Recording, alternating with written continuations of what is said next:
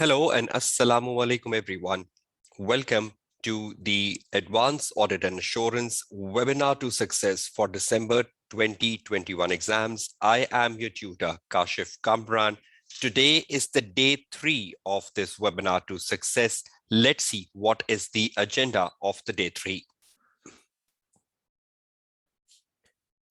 Now, in terms of the agenda for the day 3, we need to discuss the ethical, professional, and quality control issues today, which is the agenda for day 3. And you all know that ethical, professional, and quality control issues is a very, very important feature of the Advanced Audit and Assurance exam.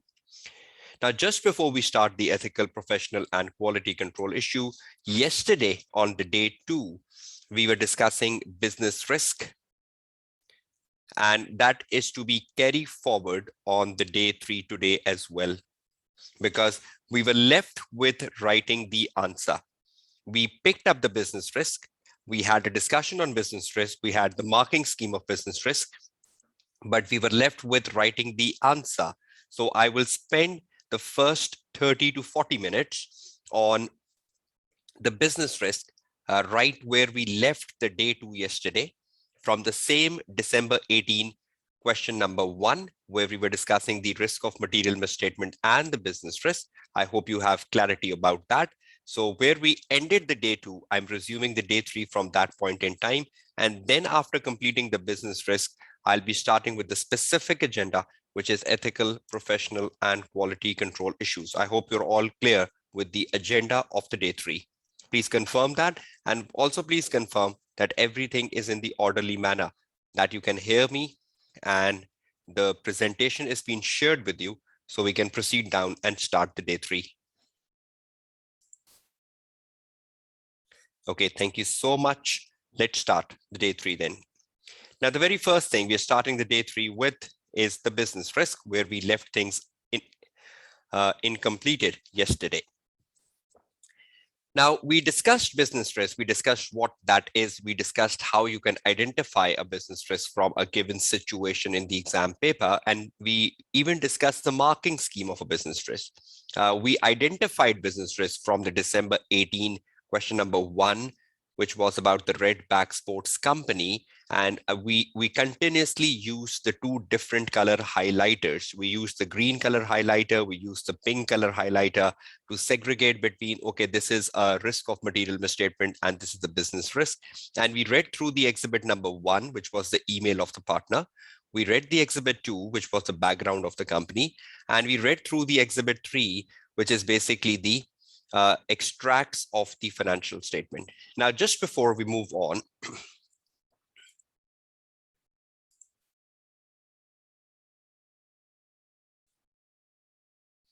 let me put the question in front of you we were discussing yesterday. I hope you can see in front of the screen the question we were going through yesterday with the same annotations. You can see the annotations in green and the annotations in pink. I hope you remember the case study, because I will not be discussing the case study again, right? So I hope you have the background of the case study. The green was the business risk, right? And the pink was the ROM, and the yellow was equally a business risk as well as a ROM. So we colored yellow for equal business risk and a ROM. So we had a lot of greens and pinks and yellows. We are focusing on the greens today, which is basically the business risk. We'll see the marking scheme of business risk, and we'll also see how you write an answer for business risk. Now, just before that, I hope you remember that I was discussing with you on the day 1 that there has been a change in the syllabus area D2. An examiner could give you results in a form of a dashboard. Now, yesterday, when we were looking at the exhibit number 3 of the December 18 paper, I hope you can see the exhibit 3 on your screen now. This is the way the examiner used to give you the results in the previous exam setting, the last year numbers and the current year numbers and selected financial data. Now, the examiner gives you the last year number and the current year number. You can take out the calculator and find how much things are increasing and decreasing. Examiner at times even give you the ratio. See this operating margin? Examiner has given you the operating margin. So examiner has directly given you the ratio, operating margin. So examiner do give you some selected financial data, but this is the form of the data. But I was just wondering that in the context of a dashboard result, I tried converting this result into a dashboard, how it could look in the exam paper. Can you see on the screen a revenue, 45 million in the last year and 53 million this year? Can you see the operating margin, 10.7% and 15%? Can you see the profit before tax? Can you see the number of sports and leisure center, 18 and 20? Can you see the number of members last year, this year? And can you see number of pay as you go entry tickets sold? Now, this is the way the data has been presented, but I thought the data could be presented this way as well. Let me show you that.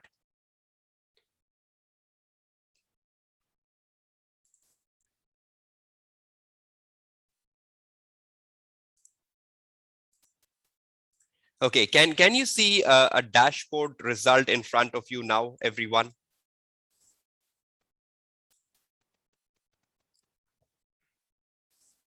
Right now, this is what I did. I translated the result of the exhibit 3 myself by using an Excel file for the sake of your convenience, and I converted that into a dashboard look. So you really understand what is a syllabus change D2. So results in future exams might start to come this way. And in some countries, in the September 21 exams, the results were presented this way for the inventory holding period. So examiner will give you graphical results. Examiner will give you results in the form of a pie chart, bar chart, line chart.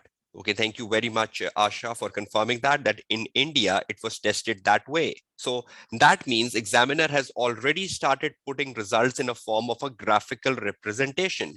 Now look at the results coming here in the December 18 paper on your screen. Can you see the December 18 paper on your screen now again with the results coming in? December 18 paper, can you see the results again? Okay, see the results here? See the results here? Okay, thank you, Oe, for confirming that in Canada, it was tested the same way. Thank you. So in India and in Canada, it was tested in a form of a dashboard. So I hope you get a realization of that, everyone. Now look at the dashboards. Can you see the dashboard again on your screen? In Malaysia too, thank you. So can you see the dashboard now, everyone? So those students who got the dashboard in Malaysia, in India, in Canada, can you confirm this is exactly the way examiner will put the results in form of like charts and graphical representation? Okay, in Singapore, in Zimbabwe, and in Kuwait. Thank you. Thank you so much. So in lots of countries, in Mauritius as well. So that's good. And even in pie chart, right? In UAE as well. Okay. So now look at this. Can you see the red? The red is donating the 2008 and the blue is donating the 2009. So every student who look at the revenue graph, can you see the revenue is rising from the last year? Can you see the revenue is rising from 2008 to 2009? So again, is there a risk that the revenue could be overstated? Is there a risk that the revenue has increased a lot from the last year?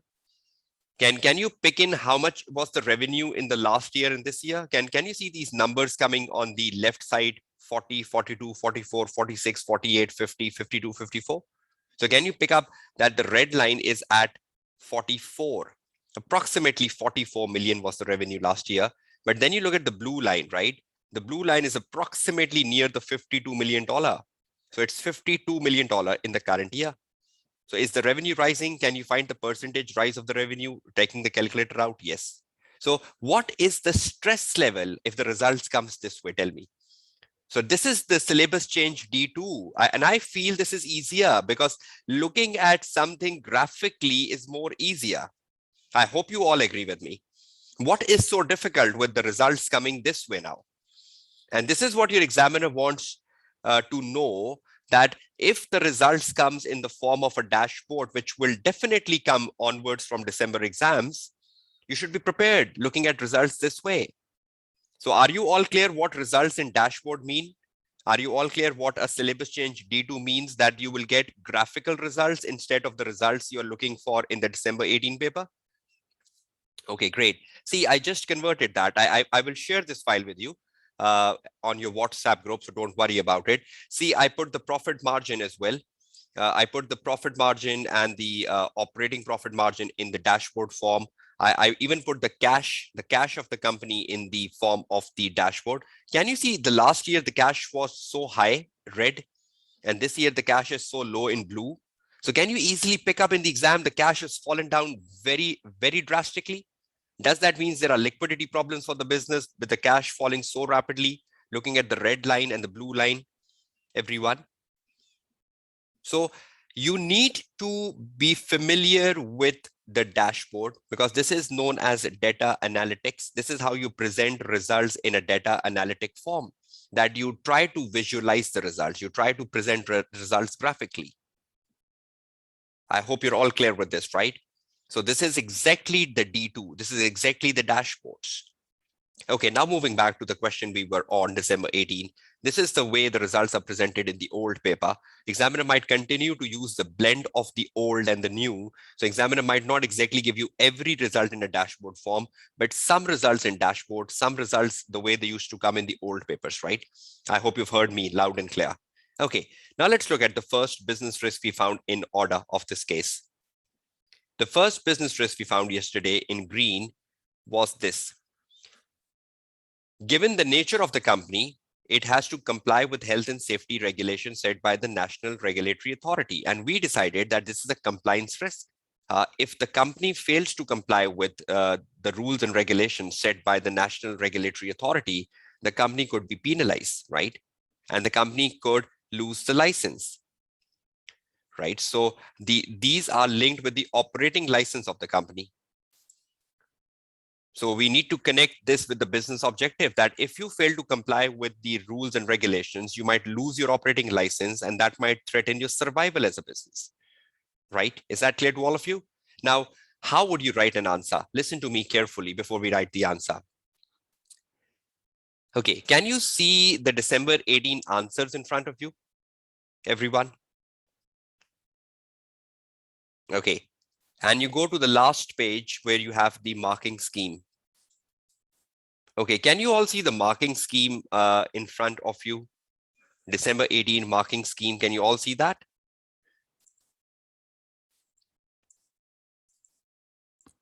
Right, now see what is the marking scheme, which is also the most updated marking scheme applicable for the 2021 exams.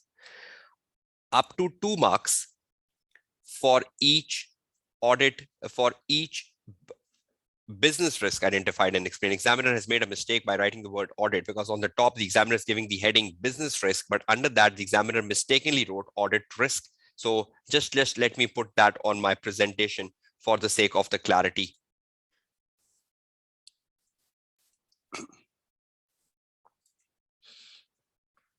Look at the marking scheme for business risk. This is I took from the March-June 21 paper, because examiner made the typing mistake by writing audit risk instead of business risk in the December 18 paper. Business risk evaluation, up to 2 marks. Can you see the presentation, everyone, on your screen? Okay, that's great if you can see that. So the presentation tells you up to 2 marks for each business risk evaluated, up to 2 marks. Then look at something interesting. Examiner is saying up to 2 marks for each business risk evaluated, but the examiner comes with something of a good news for you. Examiner says, in addition. Can you look at this word in addition? Does in addition mean something extra than 2? In addition means extra than 2. Agree, disagree? Agree. Thank you. So in addition, half a mark for each relevant trend, or a calculation which form part of a relevant explanation of a risk. Suppose you find a trend and you incorporate that trend in your business risk answer.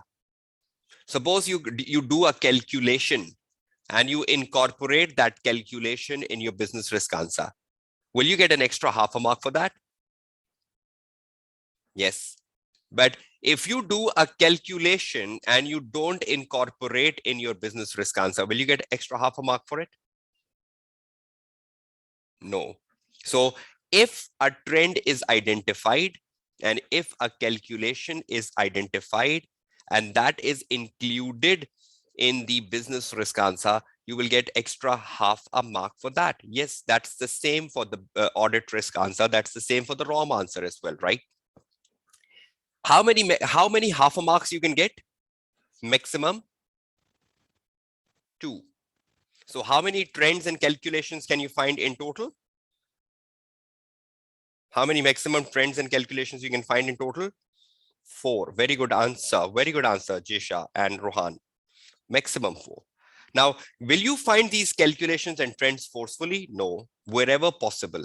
But if you find a trend, if you find a calculation, and you put it part of your business risk answer, can your business risk be worth 2.5 marks? Can the business risk be worth 2.5 marks? Yes, very good. So let's go down and now start writing up the answer. I'm taking on my Word file for the day 3. I hope you can all see the Word file for day 3 in front of your screen now. Please confirm that. So we are starting with the agenda for day 3. Number 1, we are first going down with business risk. This is a continuation from the day 2, continuation from day 2, and then we'll start with day 3. Okay, so let's first go with business risk in continuation from the day 2.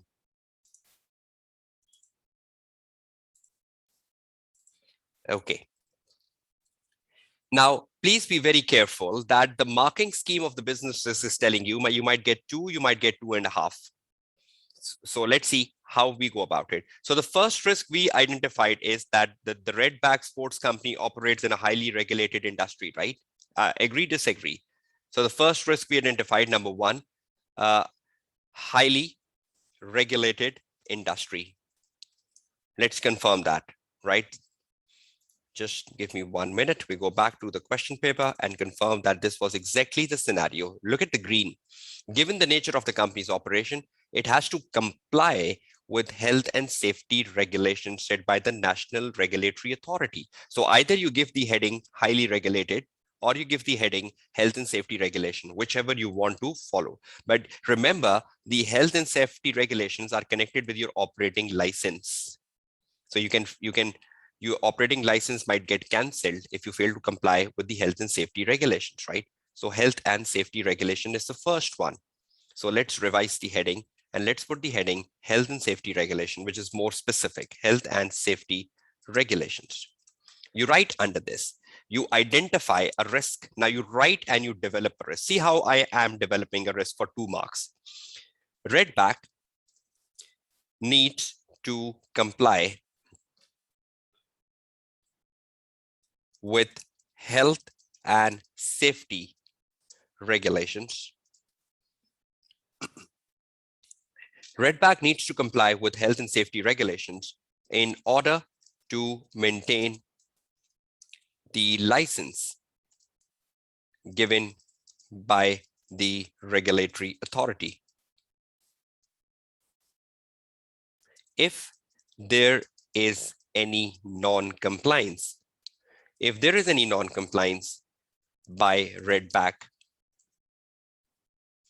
in relation to laws and regulations, the company may lose its license. The company may lose its license, and this may threaten the company survival. This may threaten the company survival, full stop. Right? So the question was mentioning that you had a license, right? So license is connected with the laws and regulations. So Redback needs to comply with health and safety regulations in order to maintain the license given by the regulatory authority. If there is any non-compliance, so what's the risk? The risk is any non-compliance by Redback, the company may lose license. So what is the impact of the risk? May lose license is the impact of the risk. and this may threaten the survival. So have I written the risk and the impact? So sometime you have to write a risk with if, because you're not sure. See this. Sometime you have to write a risk with if. Are you sure there will be a non-compliance? No, but there might be. So sometime you need to think about the future. So I told you yesterday in my day 2 that the business risk can be in present and the business risk can be in future. So currently the company has done no non-compliances, right? No, Shahrukh. This is not a speculation. This is a possibility, right?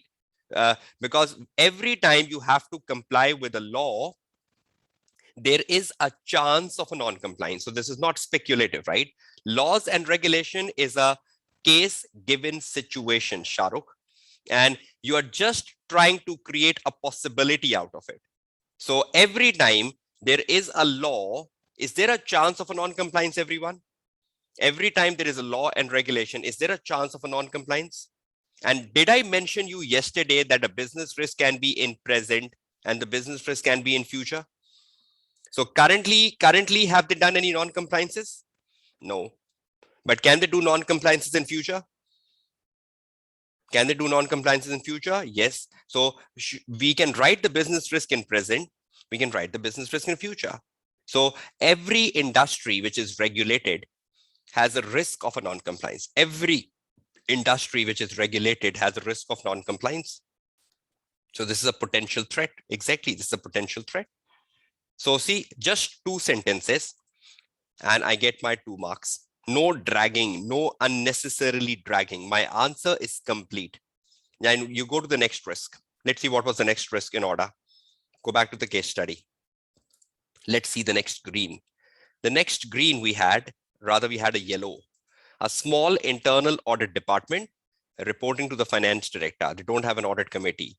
So is it equally a ROM and equally a business risk? A small internal audit department reporting to the finance director. We highlighted this in yellow, means it's equally a ROM and equally a business risk. So small internal audit department. Let's take this to my Word file. Okay, a small internal audit department. Okay, this way. And you try to justify why a small internal audit department is a business risk, not a ROM, right? Not a ROM. So you say the small internal audit department reports to the finance director, which means it lacks independence, The small internal audit department reports to the finance director, which means it lacks independence, which could limit the scope of the work performed by the internal audit department, because the internal audit department would be under an intimidation threat from the finance director. The internal audit department cannot go against the finance director. You cannot identify the fraud of the finance director. So which could limit the scope of the work performed by the internal audit department. And this by the internal audit department, including the monitoring of the internal controls, So the internal audit department, because he's not independent, will not be monitoring the internal controls very well. They will be, but not very well. Controls. Full stop. This could lead to deficiencies in internal controls, not timely identified, particularly those deficiencies which relates to the finance director or which are under the ambit of the finance director.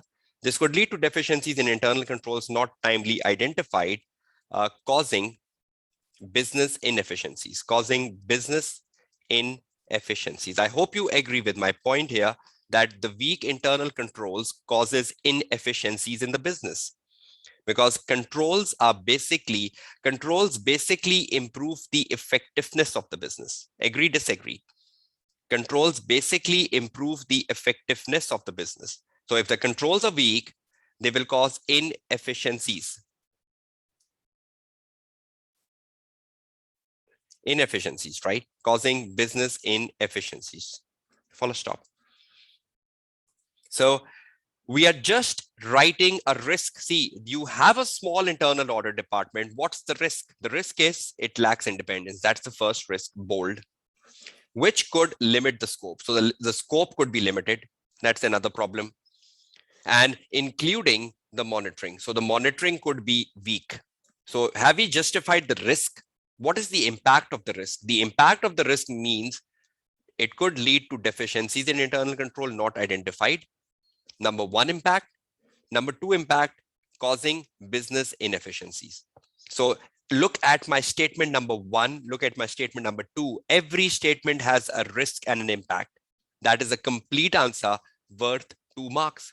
I've seen students dragging the answer on business risk, stretching the answer on business risk, writing a story on a business risk. How many marks you have? 10. How many marks you have? 10. And 10 marks means how many time you have in the exam to complete it off? 20 minutes maximum. Now, when the internal audit department is lacking independence, who sets the scope? Who sets the scope of the internal audit department? The finance director. So will the finance director like the scope to be wider? No, the finance director would not like the scope to be wider of the internal audit department because the finance director wants to conceal the frauds. So do you believe the finance director will give liberty to the internal audit department? Do you believe the finance director will give opportunity to the internal audit department to investigate the fraud? No. So will the finance director limit the scope of the internal audit department because he lacks independence? Right? Good. Next, let's see what was the next risk we found. So far, we're finding risk for just 2 marks. Okay. Can you see the risk number 3? Industry is competitive. So it's a competitive industry. Is that a business risk? Competitive industry. Does that mean there is a lot of rivalry in the industry? Does that mean there is a lot of pressure on your market share? Right. So it's a competitive industry, right? Now we'll see if we can make a 2.5 mark risk here. Just let me show you something. The industry is competitive. So in a competitive industry, do you need to do a lot of marketing? Do you need to do a lot of marketing expense to sustain the competition? Agree, disagree? Okay, look at the marketing expense. How much marketing expense have they done in exhibit number 3? Okay, in the exhibit number 3. Okay, can you look at the marketing expense here? $8.5 million. Marketing expense, $8.5 million. Can you see that? Now, marketing expense relate with sales, right? How much is the sales of the company? The sales of the company is $53 million. And the marketing expense in correlation to sales is $8.5 million. Can you find out a percentage? How much is marketing expense as a percentage of sales? How much is marketing expense as a percentage of sales? 8.5 million is the marketing expense and $53 million is the sales of the current year, 2009. Can anyone use the calculator and find the percentage? 16%. Does that justify it's a competitive industry? 16% of your revenue is a marketing expense. Is that quite significant? Tell me. Is that quite significant? Does it justify that you are under competition? You are under competition. So have we performed a calculation? And will this calculation give us an extra half a mark? Right. So let's go back and develop a point for 2.5 marks. Okay, competitive industry. So you need to write the features of a competitive industry. You all know the features of a competitive industry. So you will say, Redback being part of a competitive industry. Can you see the word file again? Redback being part of a competitive industry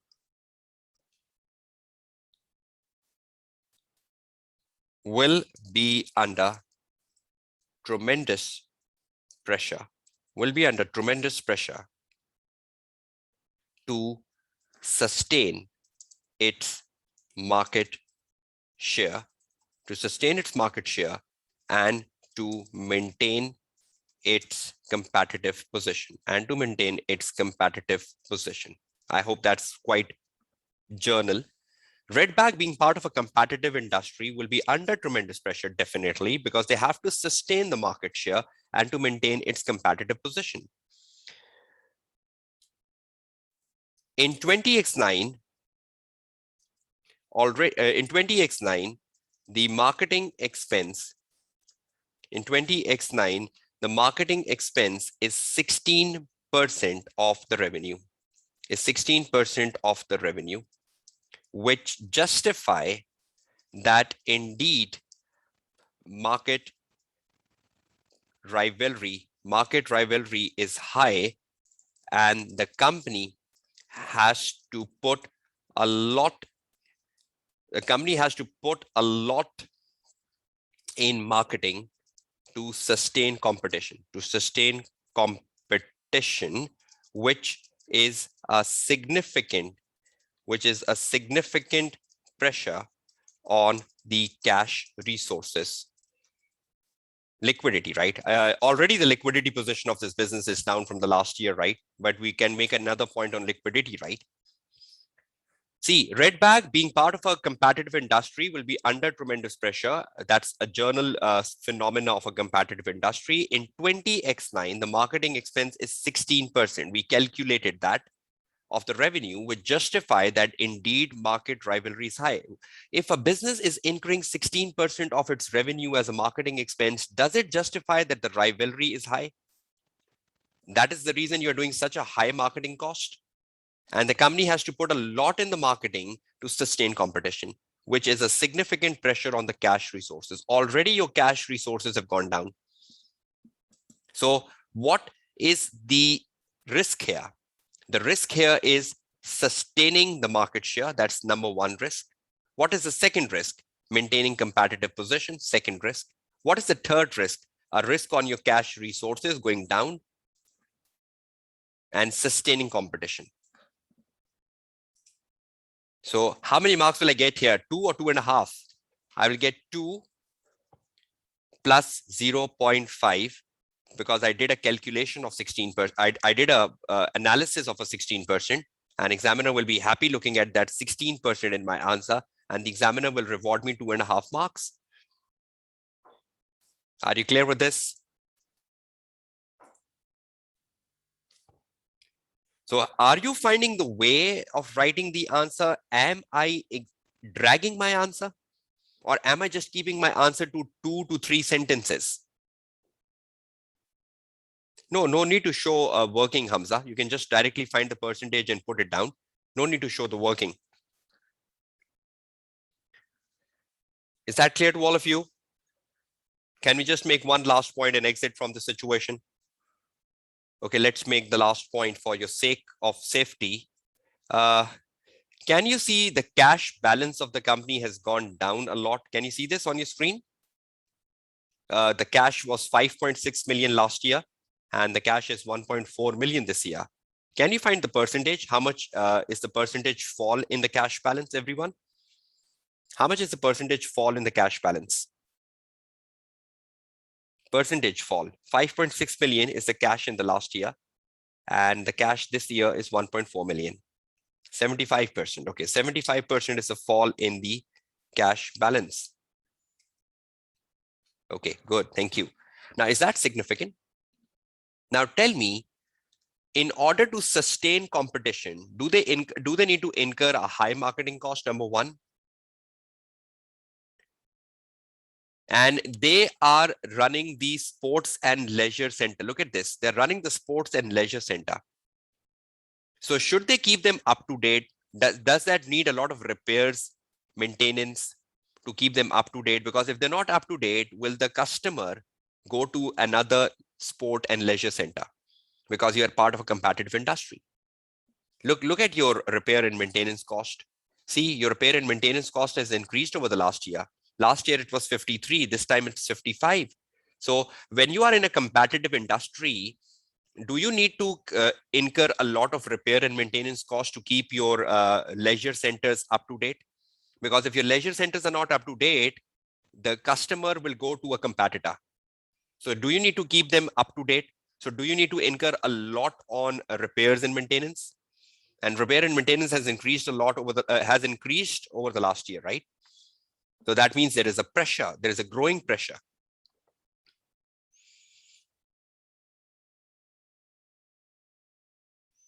So the liquidity position is quite difficult here. It's going down by 75%. So let's make the last point on cash. Okay, cash as a heading. And under cash as a heading, see how am I picking the heading? So the assessor who's checking my paper, at least pick which point am I writing. I'm trying to pick the words from the case study. Cash is a word in the case study. Competitive industry is a word in case study. Small internal audit department is a word in case study. So try to pick the words from the case study. So anyone who's checking the paper can exactly pick which point you're writing. Is that clear? Cash, and you write under this. The cash balance, just give me 1 minute, right? Really apologize for this.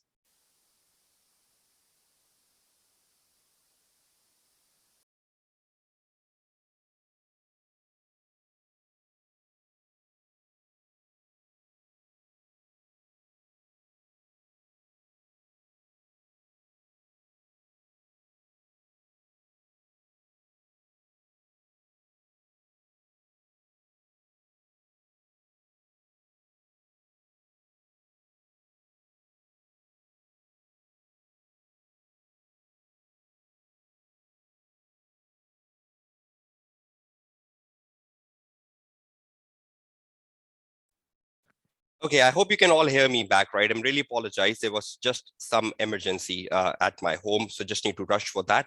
So now everything is in control. So I hope you can all hear me back, right? Okay, thank you. So we were discussing the cash balance, right? The cash balance for Redback,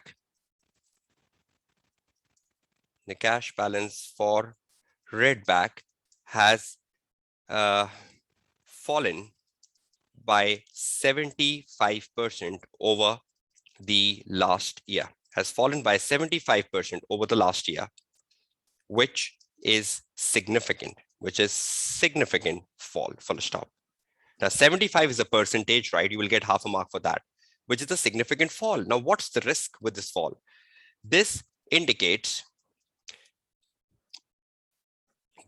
growing liquidity issues. This indicates growing liquidity issues for the company, which is under a competitive industry,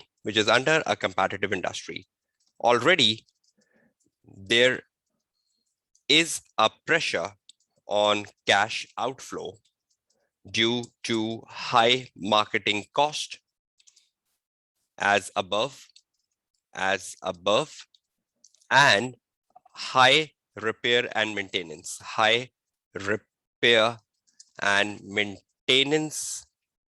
cost, high repair and maintenance cost to keep the leisure centers at par, to keep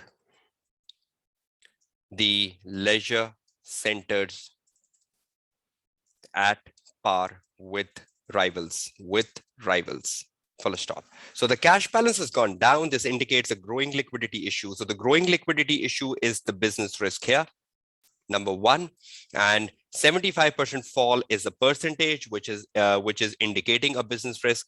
And why is this risk being caused? This risk is being caused because of the high marketing cost and a high repair and maintenance cost for the business. And that has to be incurred, whether you like it or you don't like it, because you need to keep your leisure centers at par. So is that a nature of industry, competitive, putting pressures on your cash outflows? So is there a lot of pressure on your cash outflows?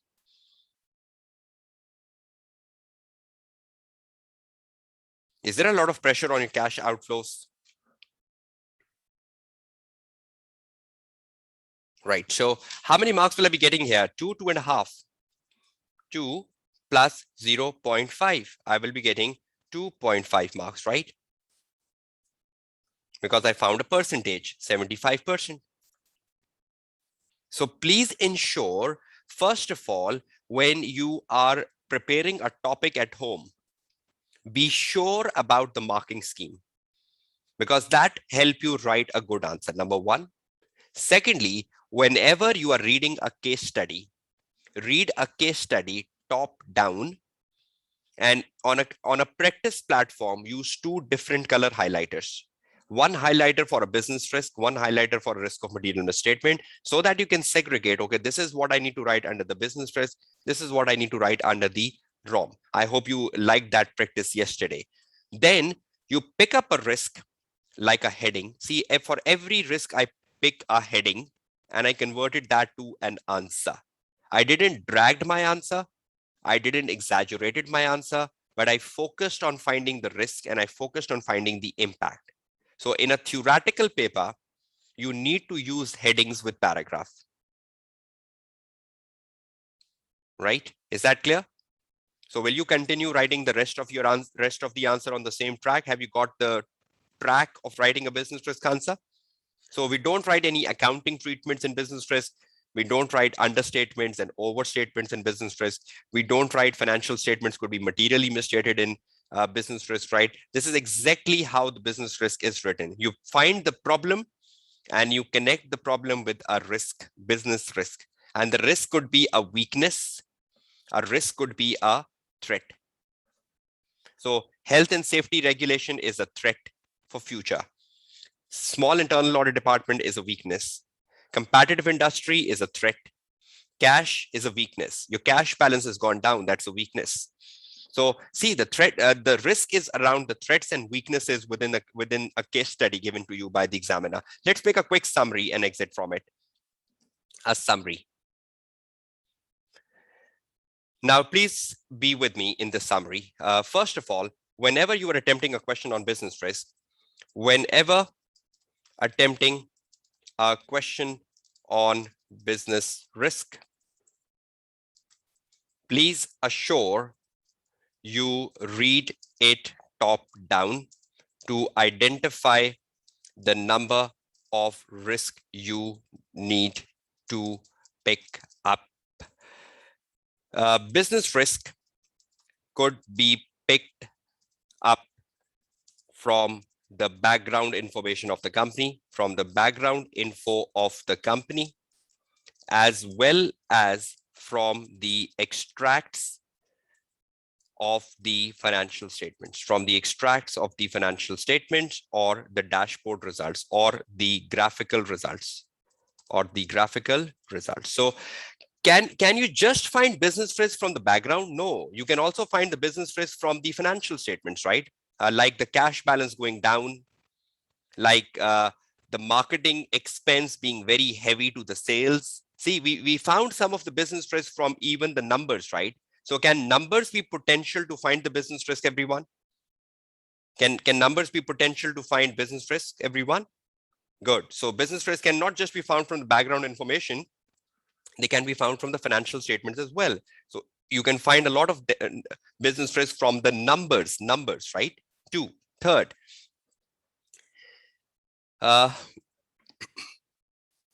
be assured how many business risk you need to write. Suppose you have 8 marks, so ideally 4 business risk are good. Now, some of them will be 2, some of them will be 2.5, right? So if you have 10 marks, then 5 so are good. So when you're reading the case, exactly you know how to go down picking the 4 business risks. So I think this point should come first, right? You should first know how many to write. Then you start reading the case and you find 4. Wherever you find 4, stop and convert the answer to the business risk. So you can save a lot of time, right? For each business risk, put a heading followed by a 2 to 4 sentence answer, which focus on risk and the impact on the business objectives, like liquidity, like losing the license, something like that. So impact on the business objective. So 2 to 4 sentences, not lines, right? There is a difference between a line and a sentence. I'm not saying 2 to 4 lines. I'm saying 2 to 4 sentences, which is different, right? Sentences means where you put a full stop, right? Okay, the last thing, business risk can arise from a weakness and from a threat, right? So a weakness can be a business risk, a threat can be a business risk. See the list above. Cash was your weakness because it was something inside. Competitive industry is the rivalry, which is outside. So it's a threat. Small internal audit department was ideally your weakness, and health and safety regulation was a potential threat that in future you might do a non-compliance. So we didn't use those jargons, but business risk can be identified from a weakness or a threat. I hope you're clear with that. Is everyone clear? Sound? Because that's the limitation of these free webinars. You can just get an idea and then you need to move on towards your success, right? I hope you got the track, and any student who follows the track, you will be successful. Don't compare these webinars with full courses, with proper classes. These webinars are not a substitute of that. These webinars are just guidance for students who are doing self-study, who are looking for guidance and who are looking for some track to success, right? Headings are good, right, Zara? You should put headings. Headings with paragraphs is an ideal way you present a theoretical answer, whether it is a AAA paper or an SPL paper. Okay, should we move out of the business risk, which was a continued agenda from the day 2? I hope you like the dashboard results. I shown you that this is how the dashboard results might come in future exams as well. I will be sharing this picture with you. So you might get results more graphically this way in your future exams. I hope that is another learning for all of you, right? So looking at the graphical results and finding what's going up and what's coming down is very, very crucial. Okay, now let's move on to my presentation back again. And let's go down, starting with the proper agenda of the day 3. Can you all see the presentation back again for day 3, where we are discussing ethical, professional, and quality control methods? Okay, that's great. So welcome back again. Now we are starting with the day 3 of the webinar to success. We have finished off business risk, which was a continued agenda from day 2. Now we're coming to a very specific agenda of day 3, which is to discuss ethical, professional, and quality control matters. Let's start the journey. Let's understand how important this topic is for your success in the AAA paper. Just before starting that, let me prepare my Word file for it. Let's take on a fresh page, put the heading ethical, professional, and quality control issues, and start the agenda. Ethical, professional, and quality control issues. You will realize in the next 2 hours how critical this topic is for your success in the AAA paper. Okay, let's start that here.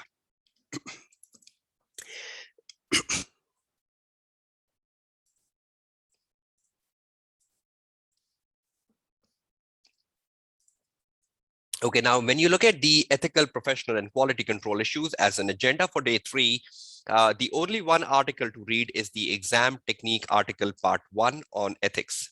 So you will read the exam technique article part 1 on ethics so that you know exactly how to write a good answer on ethics. We'll be looking at the examiner do's and don'ts over the next 2 hours. I'll be discussing with you scatteredly the examiner do's and don'ts. We'll be looking at the September 18 paper, question number 1D, question number 2B, question number 3B. In one exam sitting, 3 questions on the same topic. That really tells you the story, how important can this topic be in your exam success. I think 24 marks in a 100 marks paper in September 18 were allocated to this topic. That shows you the significance. And that's the reason I've chosen September 18 paper, just to give you something to think about. That 1/4 of your paper in September 18 was from this topic. What if any future exams comes the same way? So if you are weak in this topic, Don't shy away from this topic. If you're weak in this topic, find the weakness, investigate the weakness, overcome the weakness. Because if you're weak in this topic, you will never pass the AAA paper, because this is such an important part of the AAA exams. Then the home assignment is complete the questions I will be doing today with you and watch the previous webinars, which I will be recommending to you. I hope you're clear with this. The previous webinars to watch beside this webinar to success is a June 21 webinar, is the March 21 webinar, and the December 20 webinar. The hyperlinks are given here. So once you get the presentation on your WhatsApp group, you can just click on the link and you can reach the desired webinar and you can start to watch it. 3 webinars with the webinar to success, that's 4. That's in total like 12 hours. 12 hours will really refine your mindset about ethical, professional, and quality control issues, and you will start feeling more motivated and more comfortable with this topic, ethical, professional, and quality control issues. I hope you're all clear on this so far, so forth.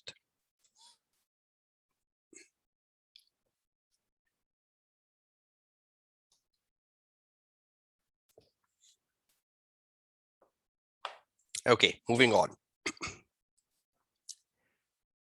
Now, first of all, you need to understand that what exactly the examiner asks for in a question, so you are very well prepared. Now, when you look at the examiner expectation, when a question asks for ethical issues or ethical and professional issues, let's first investigate the nature of the question so that we are capable of investigating the right answer. Now, when you look at the questions on your screen, the first question says comment or discuss or explain or evaluate any ethical issues relevant and recommend appropriate actions to be taken by firm. So the first question is asking you to focus only on the ethical issues which are relevant to the case study and put appropriate actions. Pretty simple question, right? And I believe students are good into this question because they at least know to pick up the ethical issues. Am I right? Students are very sound when it comes picking up the ethical issues from a case study. And then recommending actions is like putting the safeguards. So I think the first question is a pretty straightforward question, right? But when you look at the second question says evaluate, comment, identify, or explain the ethical and professional issues and recommend actions to be taken by the firm. Look at this. And to me, this is the big question mark here. Students are so very good at the ethical side. Students are so very good at the side of the actions. Professional is a big question mark, as per my observation of students. They really struggle. They really are confused with what exactly is a professional issue. And I want to put a specific spotlight on this today in my webinar to success. I would not be spotlighting ethical issues. I would not be spotlighting ethical issues because I believe this is a strong area. You can pick from the case the self-review threat or the familiarity threat or the advocacy threat. You can pick from the case conflict of interest, confidentiality, because you're very clever on that, because you know this from your AA paper. But professional issues, a lot of students starts getting a stress level, a high stress level, and they really spoil their question in the actual exam paper. Actions are pretty simple, right? Action means if there is a problem, how would you resolve a problem? So try to understand the literal meaning of the word action to make your life easy. If there is a problem in the case study, how would you overcome the problem? Now, for an ethical issue, that is a safeguard. For any other issue, that is an action to be considered in the context of the case study. You cannot rote learn the actions and go to the exam hall, because you have to take an action which is a good action in the context of the story written by the examiner. So you at least you cannot rote learn the actions. Yes, you can rote learn the safeguards, like different partners or different teams. That is some sort of a safeguards you can learn and go to the exam hall, but you cannot learn the actions for other issues. So I believe professional is one issue, right? which needs investigation. I hope you all agree with me. Right? Moving on, before I come to some conclusions here. Ethical issues. Knowing the code of conduct, which all of you know, the IESBA code of conduct. And you all know the code of conduct, right? The professional competence, the professional behavior, the objectivity, the integrity, and the confidentiality. You're all familiar with that. You all know the conflict of interest. You all know the safeguards for conflict of interest. I have covered them so many times in my previous webinar, which I've recommended you to watch, because conflict of interest is also a situation which comes in the exam paper many times. You should know the safeguards as well. Confidentiality. A couple of questions in the past paper has come on confidentiality. I focused on them in my previous webinars. So confidentiality and what are the situations in which the auditor can whistleblow? What are the situations in which the auditor will break confidentiality? I hope you should be familiar with the auditor responsibility to have an obligatory whistleblowing and a voluntary whistleblowing. So auditor should break confidentiality, either obligatory or voluntary. I hope you should be familiar with that from your knowledge. Threats to objectivity and the safeguards. Not just the 5 threats: self-review, self-interest, familiarity, advocacy, and intimidation. Also the management threat, which is very common in the AAA paper. I hope you've heard this terminology, management threat, which is very common in the AAA paper, and the safeguards. Management threat and the safeguards. So you should have an understanding of the ethical issues and appreciate the difference between a listed company and a non-listed company, because the code of ethics is very different for a listed company and a code of ethics is very different for a non-listed company. In a listed company, some services are prohibited and some services are allowed. But in a non-listed company, everything is permissible. You need to have safeguards in place.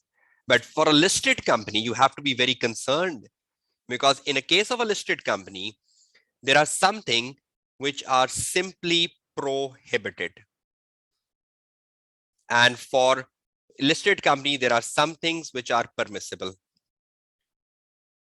For a non-listed company, that's not an issue. That's not an issue. But for a listed company, that is. Now, that is the reason I always recommend students that either from the BPP book or from the Kaplan book, try to read a chapter on ethics. So if you want to be really good on ethical issues, for this, you have to read the book. One chapter of the book, either BPP or Kaplan, because that's where you can be stronger. Edmund, I've referred the 3 webinars, right? And in those 3 webinars, you will come across some sizable knowledge of ethics. The 3 webinars have been recommended, right?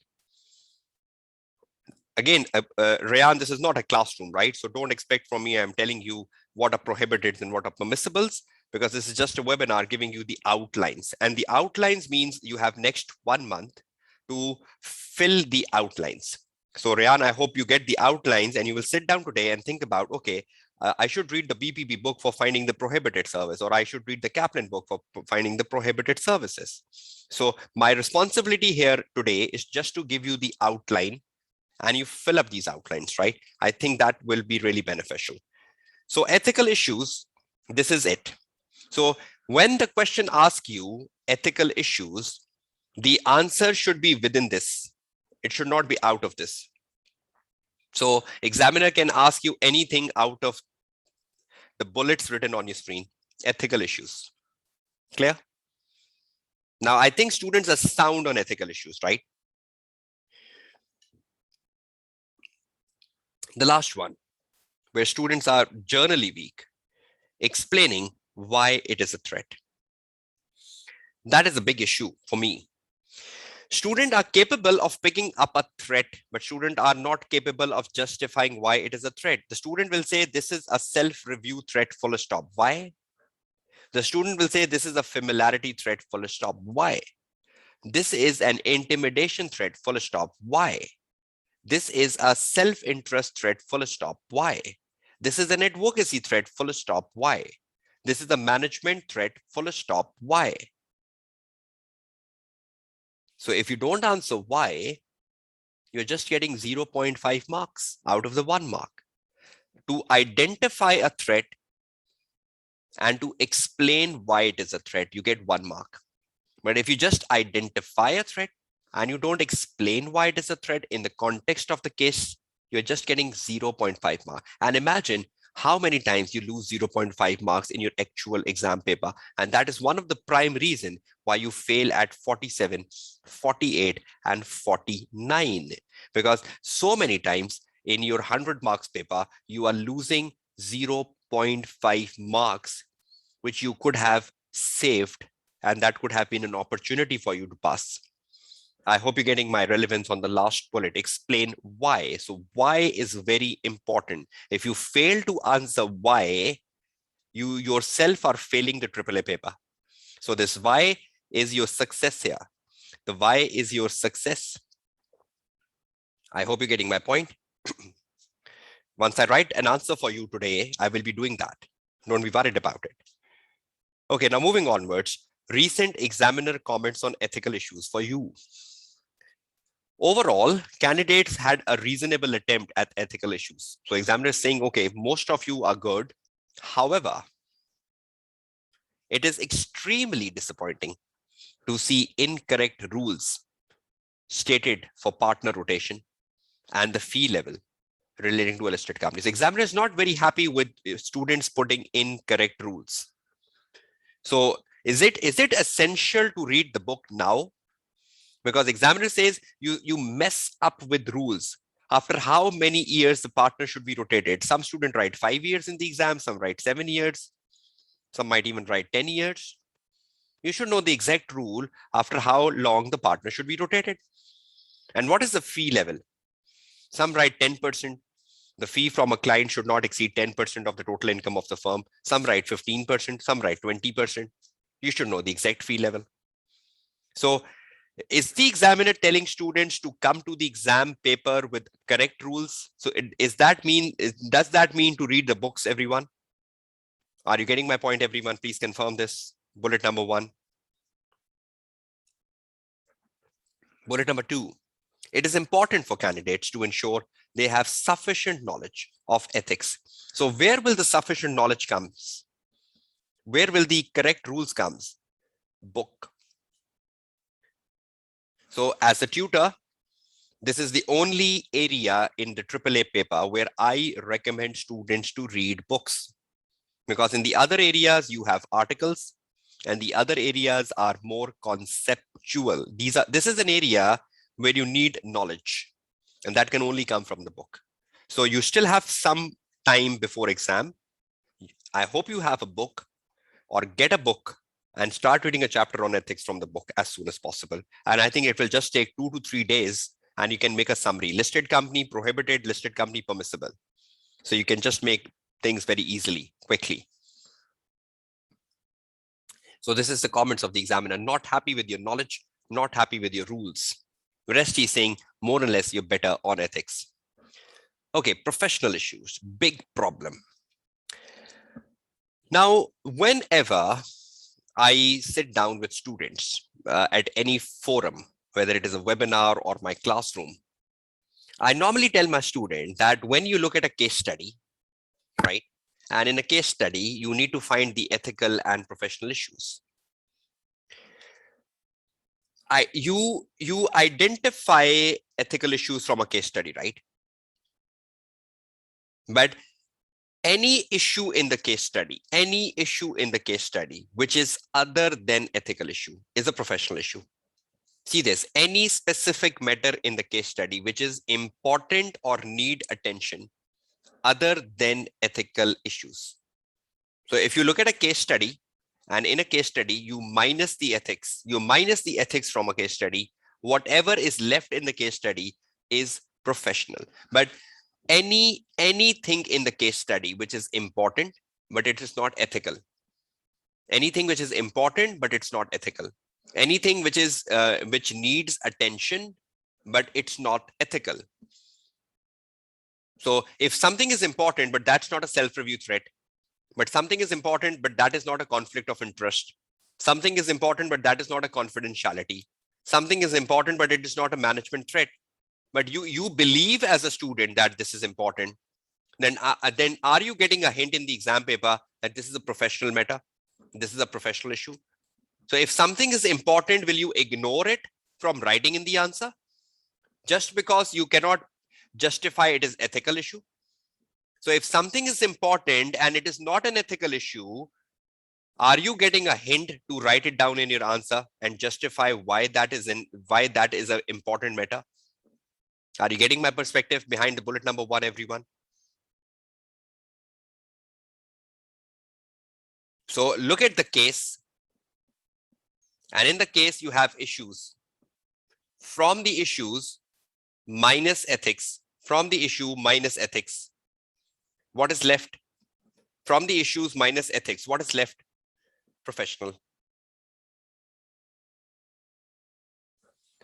Now, at times it happens that you're reading a case and you are reading and you say, oh, this is very important. But you start thinking, is it a self-review? No. Is it a self-interest? No. Is it a familiarity threat? No. Is it an advocacy threat? No. Is it a conflict of interest? No. But you think this is important.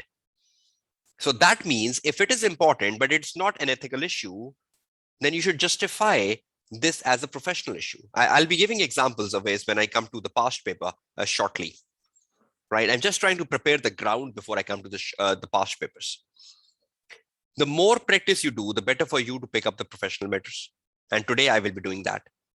So one simple phenomena of you picking up the professional matters is look at the case study and exclude all the ethical issues from the case study.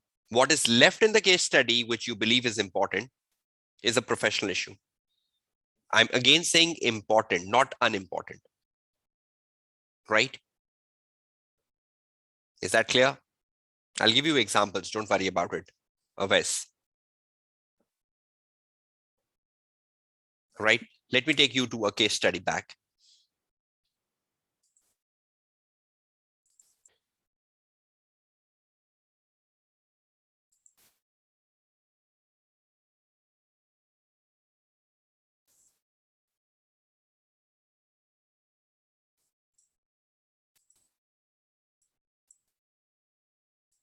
Okay, can you see the practice platform screen in front of your desktops? Please confirm that.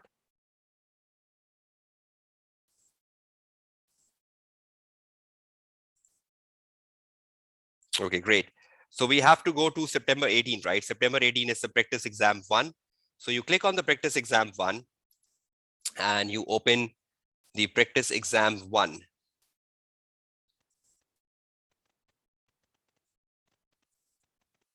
Okay, I hope you can see the practice exam 1 on your screen now, which is September 18, right?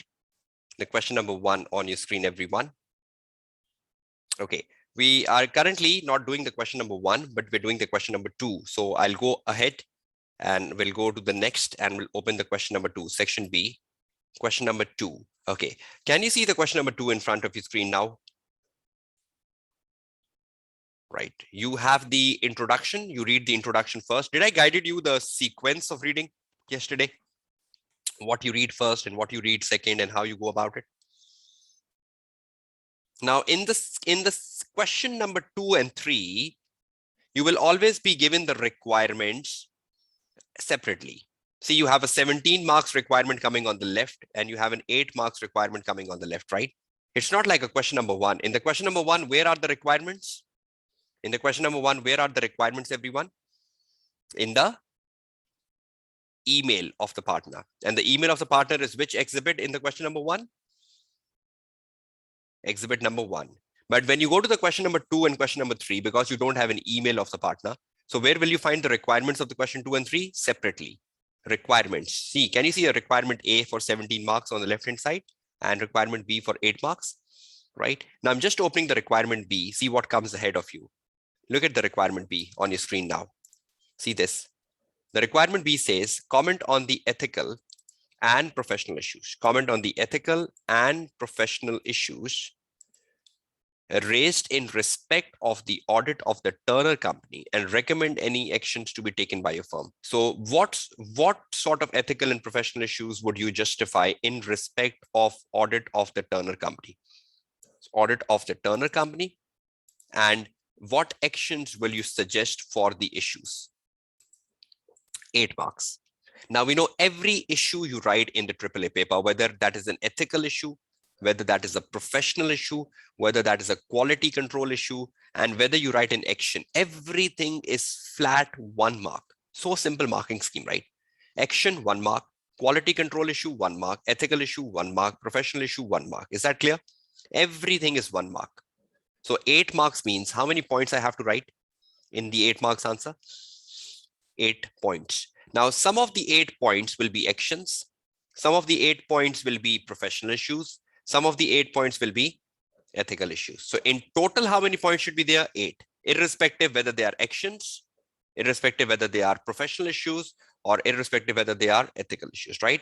Now, I hope you can see the requirement, right? So we'll take this requirement on the Word file for a proper analysis. Control C. I'm closing the window. I'm giving you the case study to read. I think this is the exhibit 2 where the answer is for the requirement B. So I'm just putting the exhibit B in front of you, the second exhibit. Okay, this is the second exhibit, which is the Turner Company, audit of the Turner Company, right? Okay, can you just read out this in 2 minutes or 3 minutes in front of your screen? Can you all see this? Is this visible to all of you? This small case study of just 2 paragraphs. Just read this and tell me, are you capable of finding the problems?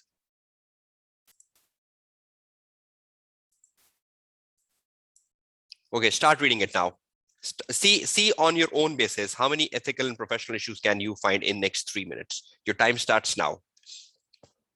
And I'll wait for your answers. Quickly. Just a small case study, be quick. And I'll do with you simultaneously. I'm also reading with my pen and paper in hand.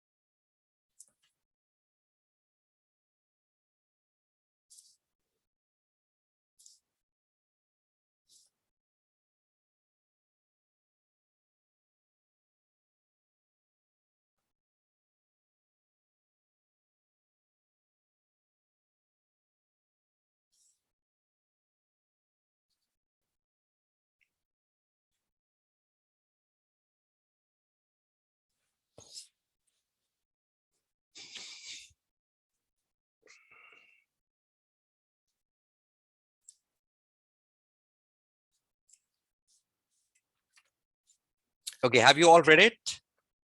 Possibly.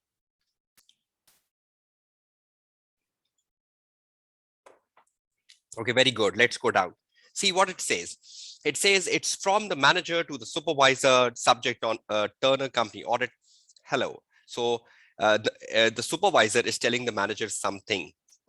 Hello. As you know, I'm currently working on the interim audit of the Turner. There are some issues which I would like to discuss with you. So who is discussing these issues? The supervisor. With whom? The manager. Let's see, what are the issues? Number one of the team member, Janet. This is the first issue, so we should highlight this in yellow. So the first issue is moving around Janet. She has agreed to take out a loan from the client. And we'll need to find out, is there any ethical implication of Janet taking a loan from client to purchase a domestic residence? This loan will be secured on a property, and the client business manager has promised Janet that he will ensure that she gets the very best deal the bank can offer. So the very best deal the bank can offer, Janet will be getting the best deal. Why Janet will be getting the best deal from the bank? What is the reason? Why will Janet be getting the very best deal from the bank? Because she's an audit member. So is the bank trying to influence Janet? They know if we can influence Janet, Janet will be our friend and Janet will be working in our favor, right? So is it like intimidating, Janet, that will give you the best deal, and then you should not disclose any of our frauds and any of our mistakes, right? Next, the payroll manager at Turner has asked the audit supervisor, the payroll manager, right, at the Turner company has asked the supervisor if it would be possible for the audit firm, Quorum and Company, to provide a member of the staff on a secondment to work in the payroll department. So they want us to provide a member of the staff to work on a secondment basis in the payroll department. That's the second issue, right?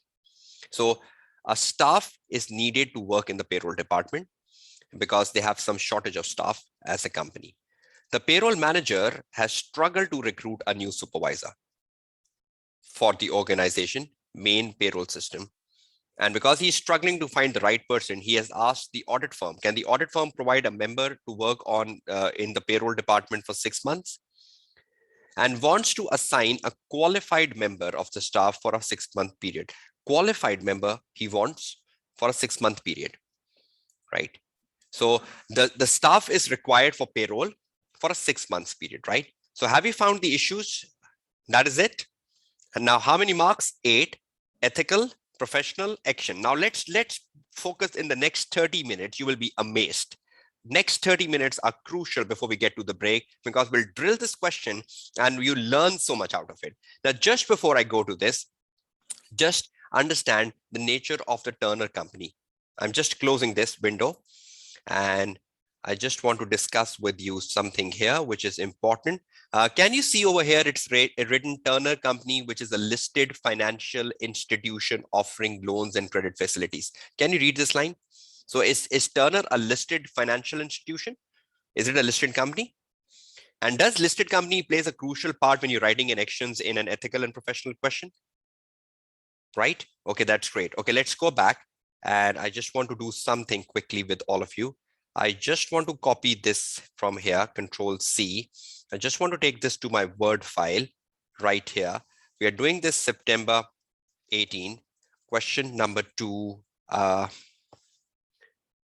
B, right? And I'll copy this here, right from this. Can you see the Word file on your screen, everyone?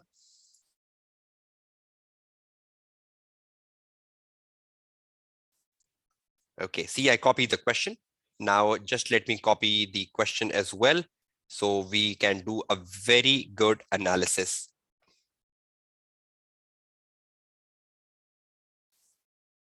Okay, just give me 1 minute. Sorry. You can just copy the question as well. The question was for 8 marks, asking us to comment on the ethical, professional, and quality control issues. 8 marks, Control C. I'll bring it back to my support file. And this is, okay. Okay, can you see the Word file now in front of your screen, everyone? Okay, great, thank you. Now just copied the question. Now see my analysis and listen to me carefully for the next 20 minutes. Okay. You need to focus on the ethical and professional issues, and you need to focus on actions, right? Now, when you are doing a brainstorming in exam, be very careful about the brainstorming. See how would I do the brainstorming if I am a student? I would first consider in my brainstorming that Turner is a listed company, because I get to know that from the introduction, right? So Turner is a listed company. I just keep that in my list, because for attempting a question on ethical and professional issue, this is very crucial. A listed company. Next. Now, Turner being a listed company, I need to focus on issues plus actions is equal to 8 marks divided by 1 mark each is equal to 8 points in my answer. So I should have 8 points in my answer. Everything is worth 8 marks, whether I write an issue or whether I write a action. Everything is worth 8 marks in my answer, irrespective whether I write more issues and less actions and vice versa, right? No equality of marks here, that 4 marks for issues and 4 marks for actions, right? Okay, you move text and you think, you read the case in order, pick up the issues, and then think how to justify them. Okay, let's read the case. Now, after the case reading, this is what you got. Number one, I think the first thing we got from the case is Janet has agreed to take out a loan. So Janet, an audit team member, Janet has provisionally agreed to take out a loan. Control C, yellow, and we put it down here, number one. Number two, what we got is she wants this loan for purchasing a residence. So she has a self-interest. She wants to purchase a residence from it. And the manager, the business manager, has agreed, Janet, that she will get the best deal. Control C, she will get the best deal. And you bring it down as a second issue here, Control V. You move next. The payroll manager at Turner has asked the supervisor if it would be possible for Quorum and Company to provide a member of the staff to work in the payroll department. So is it possible for the audit firm to provide a staff to work in the payroll department, but then it make it more clear? The manager is struggling to recruit the person, and they want to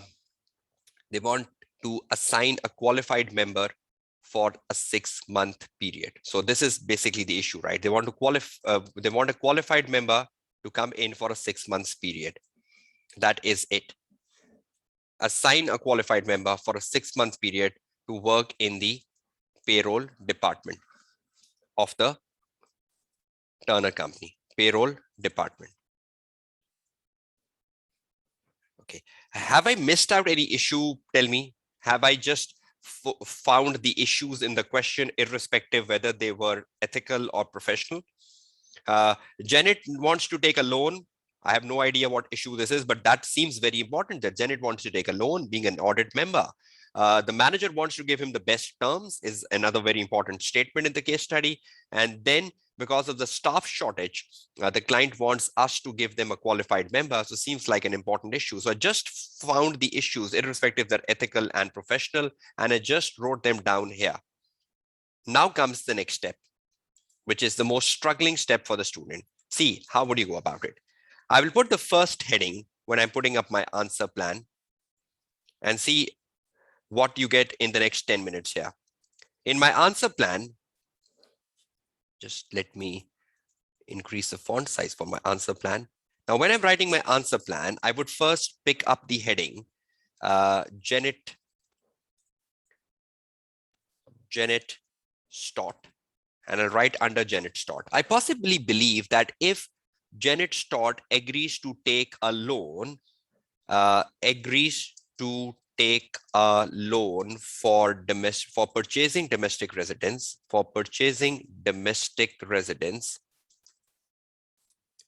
this is equal to a self-interest threat, number one. I'll give you the way to write a proper answer, but I'm just trying to find what is the issue. If she agrees to take a loan for purchasing a domestic residence, she has a self-interest right in purchasing a domestic residence, number one. Then the business manager has promised that she will get the best deal. So business manager promised that Janet gets best deal. So I think the business manager wants to give the best deal to Janet, because knowing Janet is an audit team member, and he wants Janet to be influenced by the best deal. So Janet, the best deal. Best deal means not an arm length transaction. Are you treating Janet as an ordinary customer or as a special customer?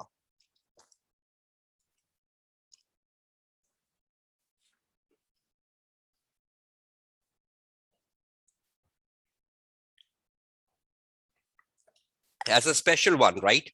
Good. So not an arm length transaction, treating Janet as a special customer is equal to a familiarity threat. So Janet will have a familiarity threat because Janet will become too sympathetic with the client.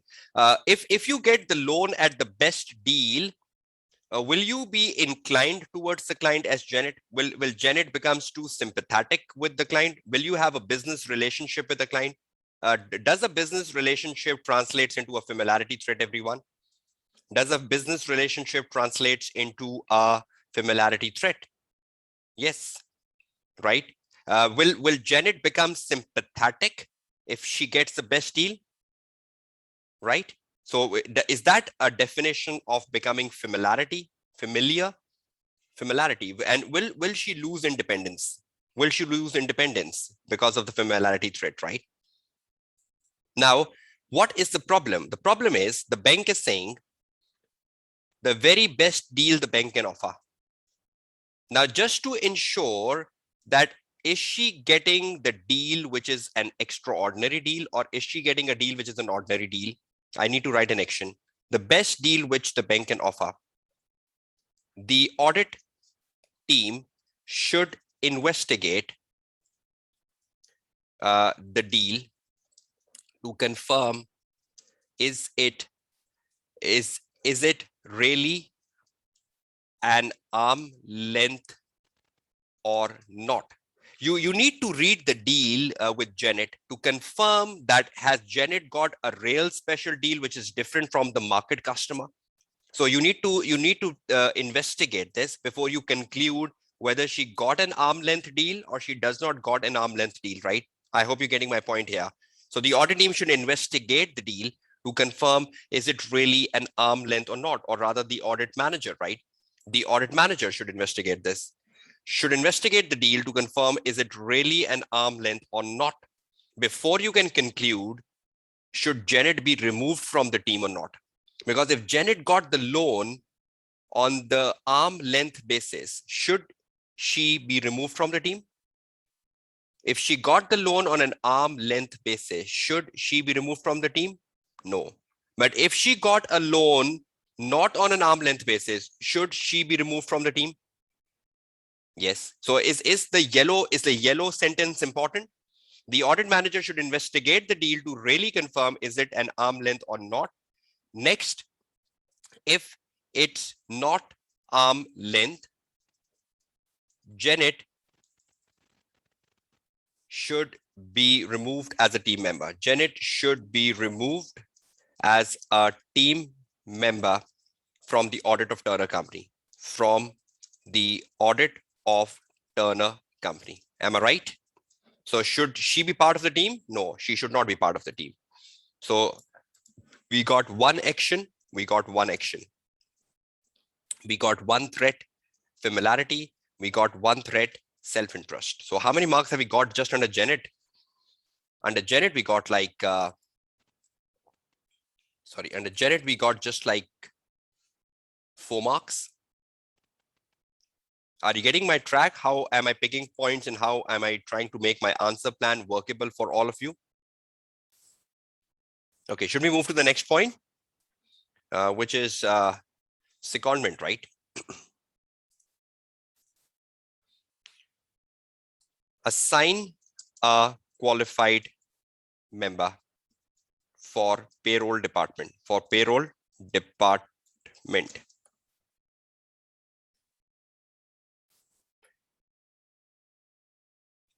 Saqib, you write an issue first, right? You write an action after. So first you define that because she's taking a loan, it's a self-interest. And if she takes a loan at the best deal, it will create a familiarity threat. So actions are written after you write an issue. So if you think positively, Saqib, you will never be able to write the issues then. So issues are written first, irrespective, the action later mitigates the issue or eliminates the issue. So write the issue first, then write the action, right? I hope you're getting my point, right? Yes, for one issue, there can be multiple actions, Nayan. So you can have one issue with 2 actions, just like we wrote. We had 2 actions for Janet's stot currently. Arm length means which is a normal transaction, right? If I go to a bank, the bank offers me a loan as an ordinary customer, right? But if I go to a bank and the bank knows that I am their audit manager, the bank will give me a special treatment. The special treatment is not an arm length. Okay, moving on. Assign a qualified member for the payroll department. Okay, first of all, if you assign a qualified member for the payroll department for 6 months, should the audit firm first should the audit firm first confirm availability of resources?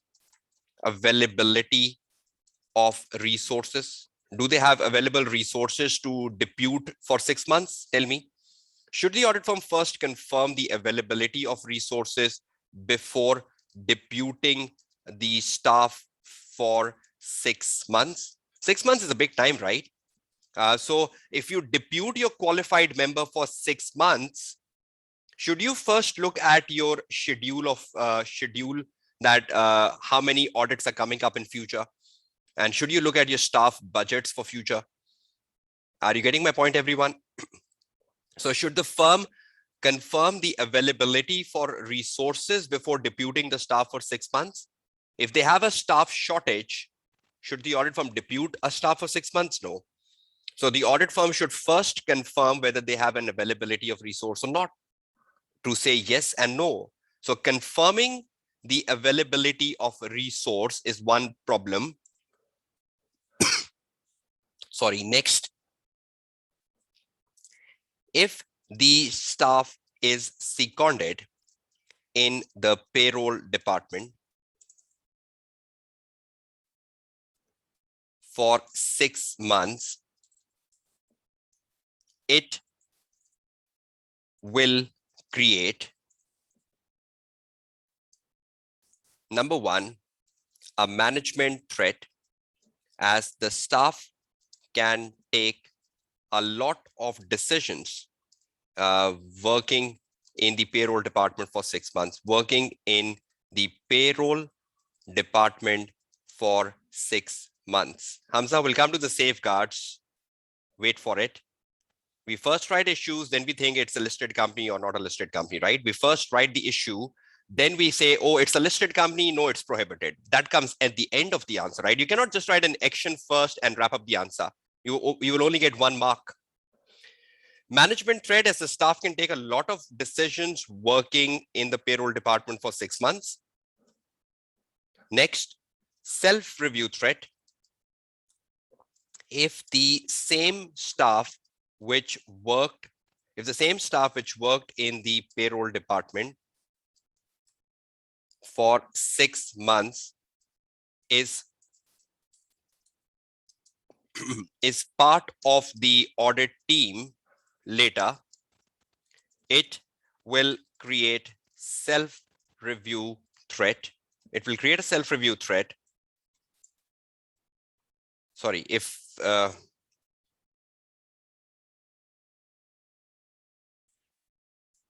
the work performed by the staff of audit firm will create a self-review threat for audit firm, knowing as the audit firm will be reluctant to review the work on payroll during the course of the audit. Self-review, right? Self-review really make you reluctant, because when you come to the audit and you are checking the payroll, will you be reluctant checking payroll? You know that one of our qualified member worked on payroll. Will that make you really reluctant as an audit firm? Tell me. So the work performed by the staff of audit firm will create a self-review threat for audit firm. Sorry, the work performed by the staff on payroll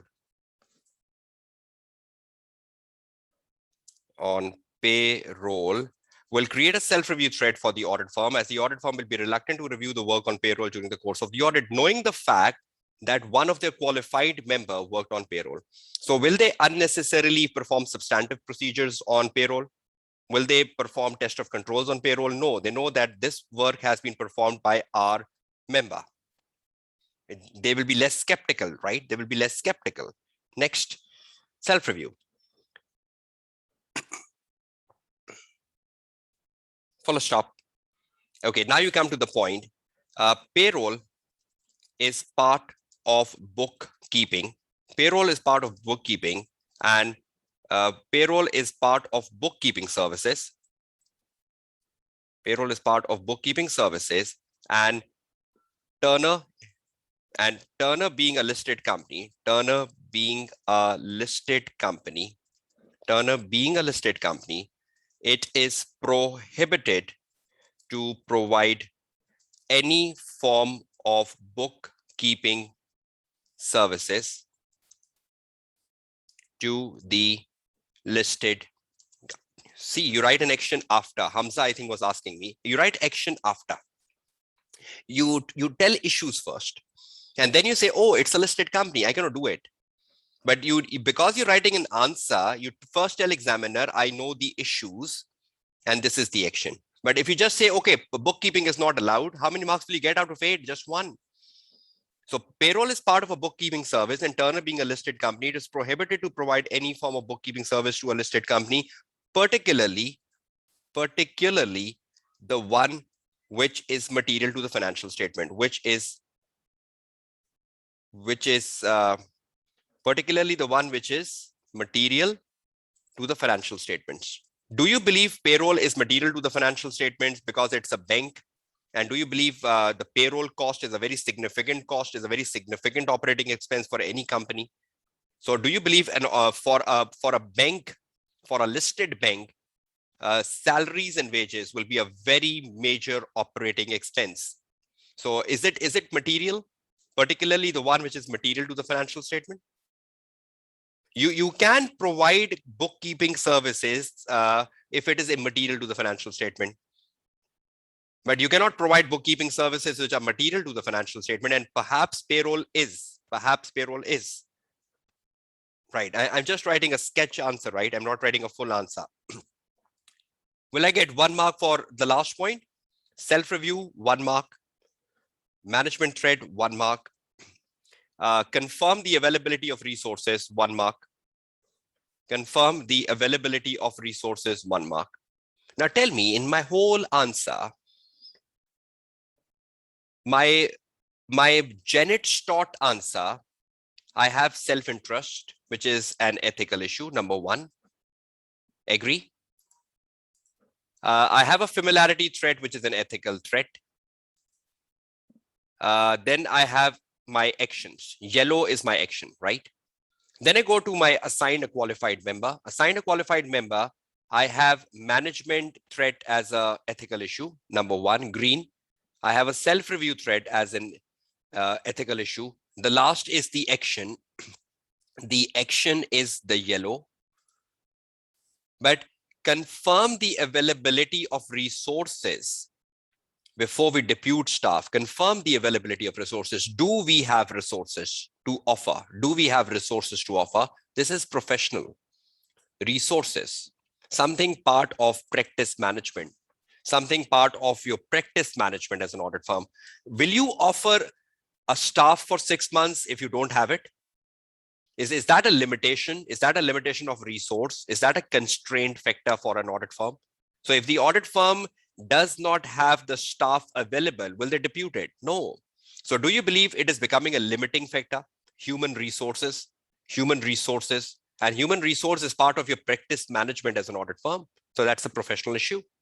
But did I bifurcate it in my answer that confirm the availability of resource is a professional issue? Did I wrote like that? So anywhere in my answer, did I bifurcate it? This is an ethical issue or this is a professional issue? Did I use the headings? Did I use the heading ethical issue and professional issue? Did I wrote somewhere in my answer, this is an ethical issue and this is a professional issue? Look at my answer, my skeleton answer. Anywhere can you find a term ethical or professional in all my answer? Look at my full answer. But have I given a right answer to the examiner? So you need to focus on the issue from the case study, whatever that is. Write an action, whatever that is. But you're not bifurcating the issue. You're not bifurcating the issue. Look at this before we get to the break now. Listen to me very carefully. I'm trying to make a summary. Listen to the summary very carefully because that's extremely important before we wrap up. Okay, let me take the summary next page. Now, I just need your attention for 1 minute, right? If you have any questions, I'll be responding to them during break, right? Just focus on what I'm writing in the summary before the break. I just need your attention, everyone. Number one, summary. Now, when you're making a summary for what we have been discussing for the last 45 to 50 minutes, number one, in an exam, when you are reading a case on ethical and professional issues, and to write actions, you should read the case top down and annotate the issues in the case study. For each issue you annotated, then explain in your answer why it is an issue and recommend an action in the context of the case,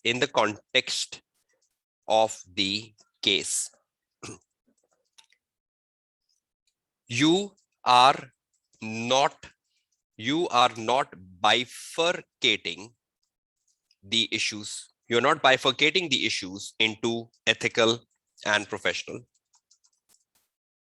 Rather, you are just focusing on a problem or an issue in the case and explaining why it is an issue to fetch your 1 mark.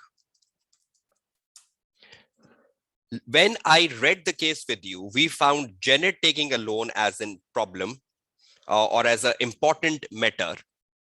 Sometimes issue is a difficult word. Matter is a more easy word. Janet was an important matter, and secondment of a staff was an important matter.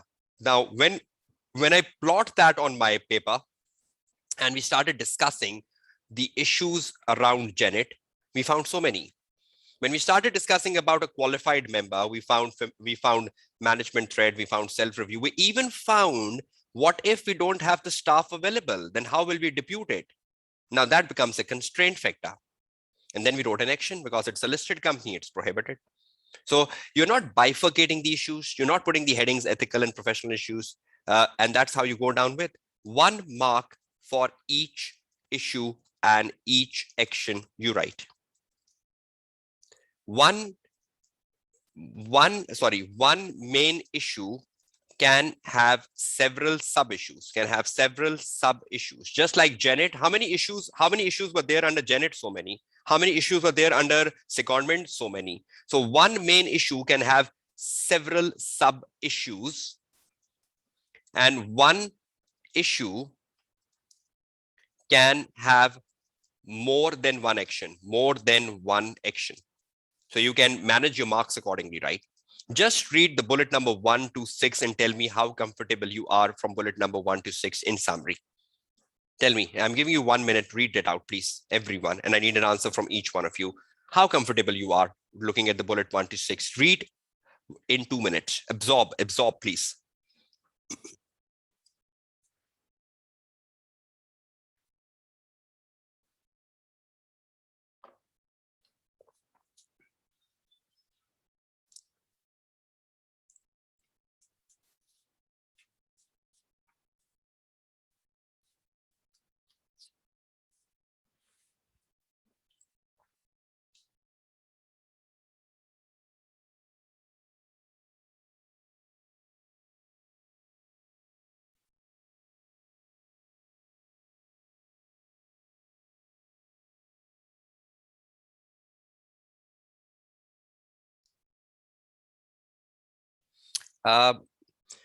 One issue can have several sub-issues. Look at this, Janet. See how many issues we had under Janet. Look at the bullets under Janet. Almost 4 bullets under Janet. How many bullets we have under assigned a qualified member of the staff? Almost like 5 bullets. So that's sub-issues, right?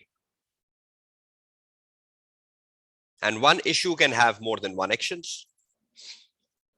How many actions we had for Janet? See, we had 2 actions for Janet, right? The audit manager should investigate the deal and Janet should be removed. 2 actions for 1 issue. I've demonstrated everything, right? What I wrote in the summary. So is everyone clear?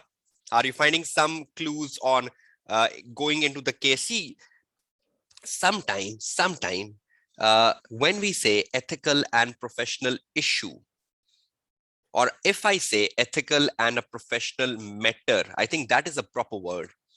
When you're reading a case, try to pick up a matter which needs attention. That is simple. I think this is what you should note down as a tutor advice before the break comes in. Tutor advice.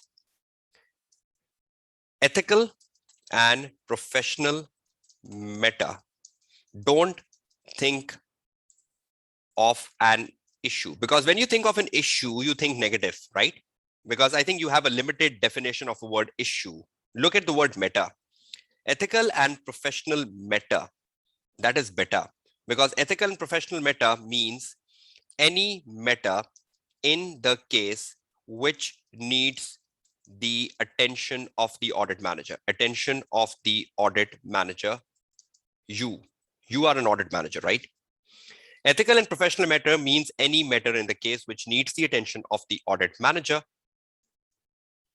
or which needs the attention of the audit manager, right? And that's how you pick up a matter in the case which needs attention of the manager. Now, Janet was taking a loan. Was that a matter which needs the attention of the manager? Yes. Seconding a staff for 6 months. Was that a matter which needs the attention of a manager? Right? So this is how you need to think. This is how you need to pick up. Now we're taking a break. But just before we get to the break, please listen to this very carefully.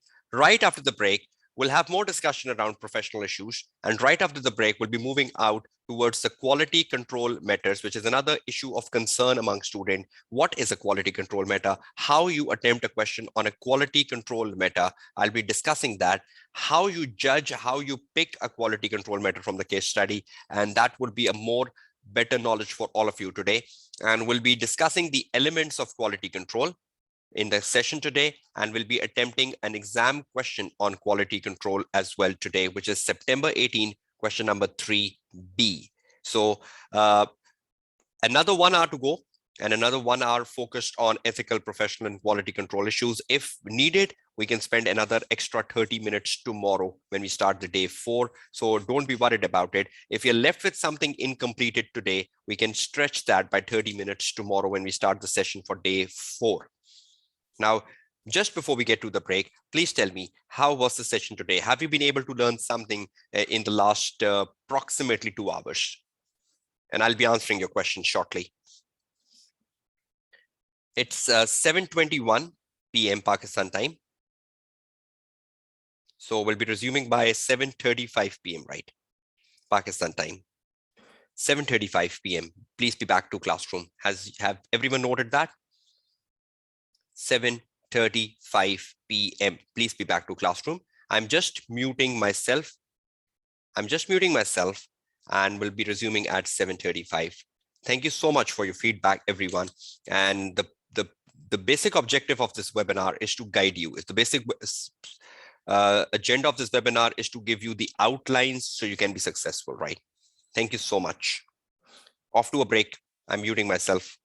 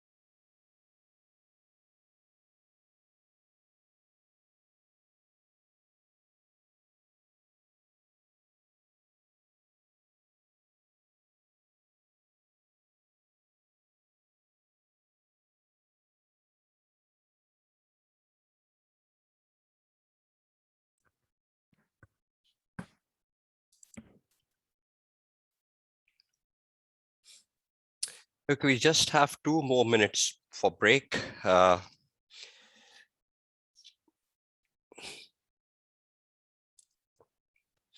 Okay, Aisha, your question, for a listed company, non-audit services can be provided for immaterial divisions. Yes, yes, yes. Generally, if something is immaterial in a listed company, or you can find the materiality in some past papers, it was possible to find the materiality by the numbers. So that is possible for a listed company. Jennifer, this is for significant ROM. If I don't have enough time in exam to arrange the order of significance, after writing all my answer, can I write beside the header of each point 1, 2, 3, 4? No, no, no, no, no, never, never, never. The person checking your paper will get confused. If you cannot arrange them in significance, ignore it. You're just losing 1 mark for it. So either do them in order of significance if you can, or some of them, but don't put these numbers, right? Don't put these numbers. It will make the assessor confused. I hope you're getting the answer, Jennifer, for that. Okay, so I thought I can utilize this time answering some of your queries. 1 more minute away. So Fatini is asking, do we need to state that it is material division or not? Yes, if you can find that from a case study, if it is material or not, and you can conclude, you can comment on it.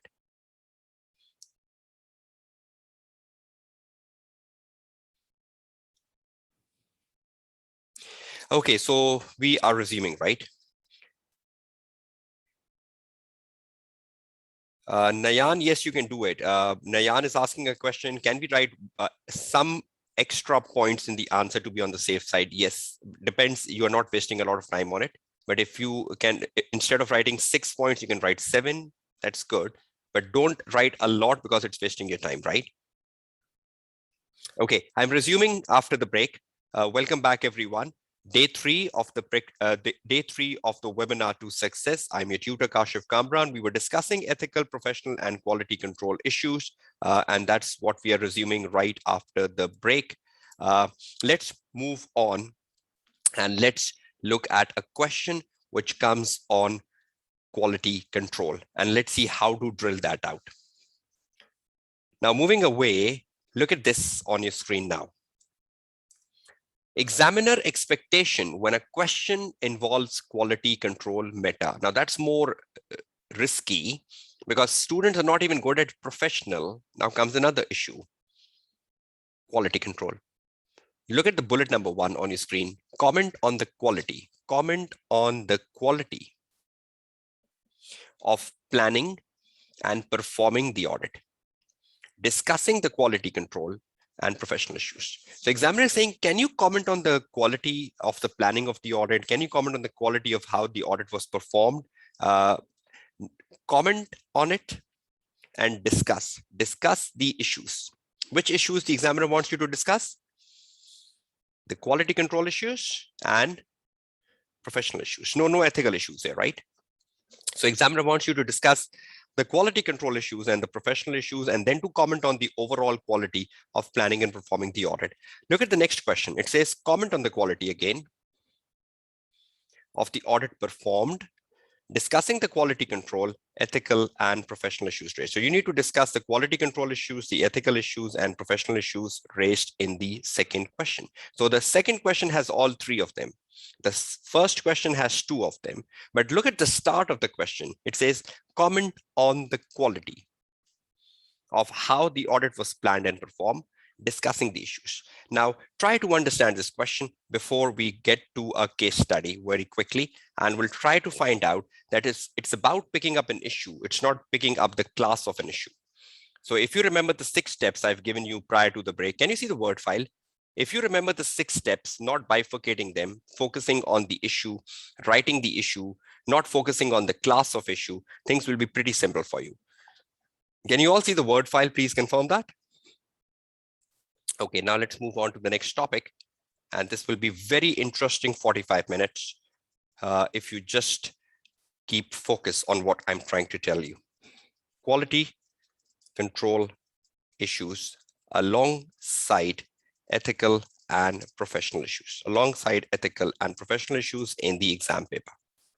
So you know that there is a complete question which comes in the exam context which ask you quality control issues alongside ethical and professional issues. Very common question, right? In the past papers, if you have really put time on the past papers so far, so forth. Now, look at this, what the question asks you. The question first asks you requirement. Most of the time, the question on quality is like follow, is as follow. Try to understand, because if you understand question, half the answer gets done. If you don't understand the question, your stress level increases. Okay, this is how the question comes in. The question says, comment on the quality of how audit was planned and performed, comma. Comment on the quality of how audit was planned and performed, comma. And after the comma, the examiner says, discussing the ethical, professional, and quality control issues and recommend actions where necessary. Now understand this.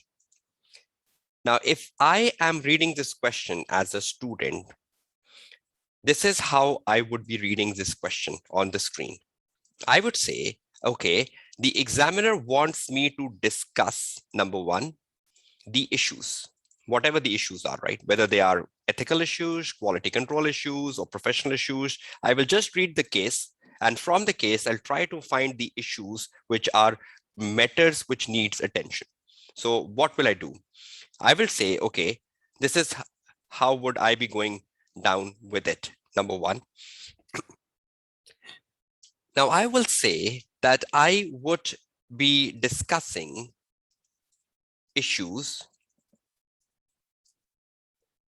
means any matters in the case which are important or need attention, right? That is a simple definition. I will be discussing the issues. I will not be discussing the class of issues as a good student. I will just be focusing on, okay, this is the issue means any matter in the case which are important or need attention. Is that definition good for you? Discussing issues means any matter in the case which are important or need attention of a manager, right? Now, you pick the issues and you start to discuss them one by one, not interested to bifurcate them into the classes, not bifurcating issues in classes, not bifurcating issues in classes, or not even worried about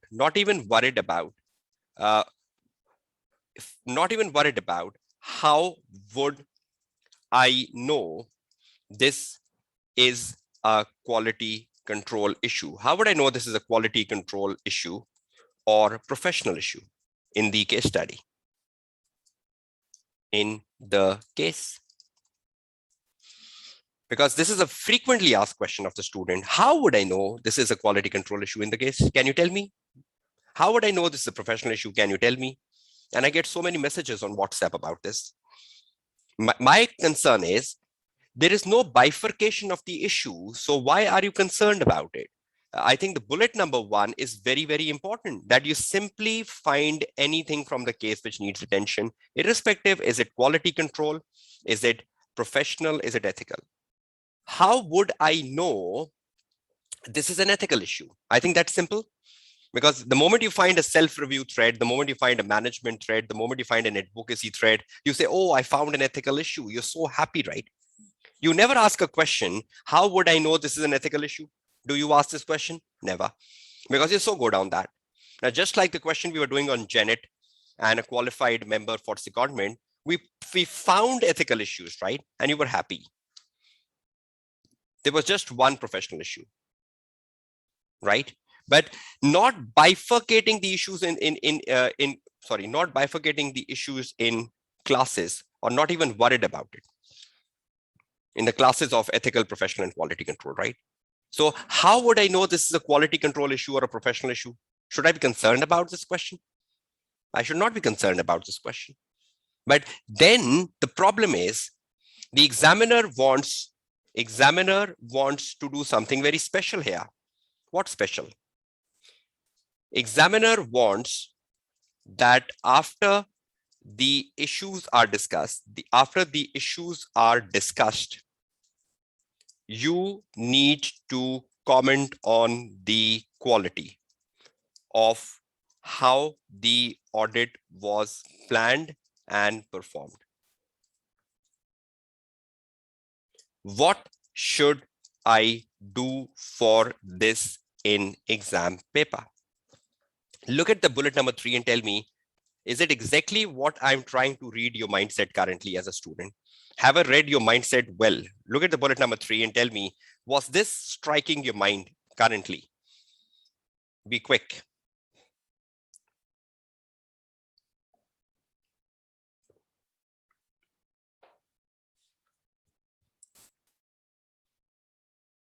So do examiner wants you to comment on the quality of how the audit was planned and performed beside discussing the issues? Look at the question here. Beside discussing the issues, do the examiner wants you to discuss a comment on how the audit was performed and planned in terms of quality? Now you say, my tutor is telling me that I should not be worried about whether the issue is quality control or the issue is professional in the bullet number 2.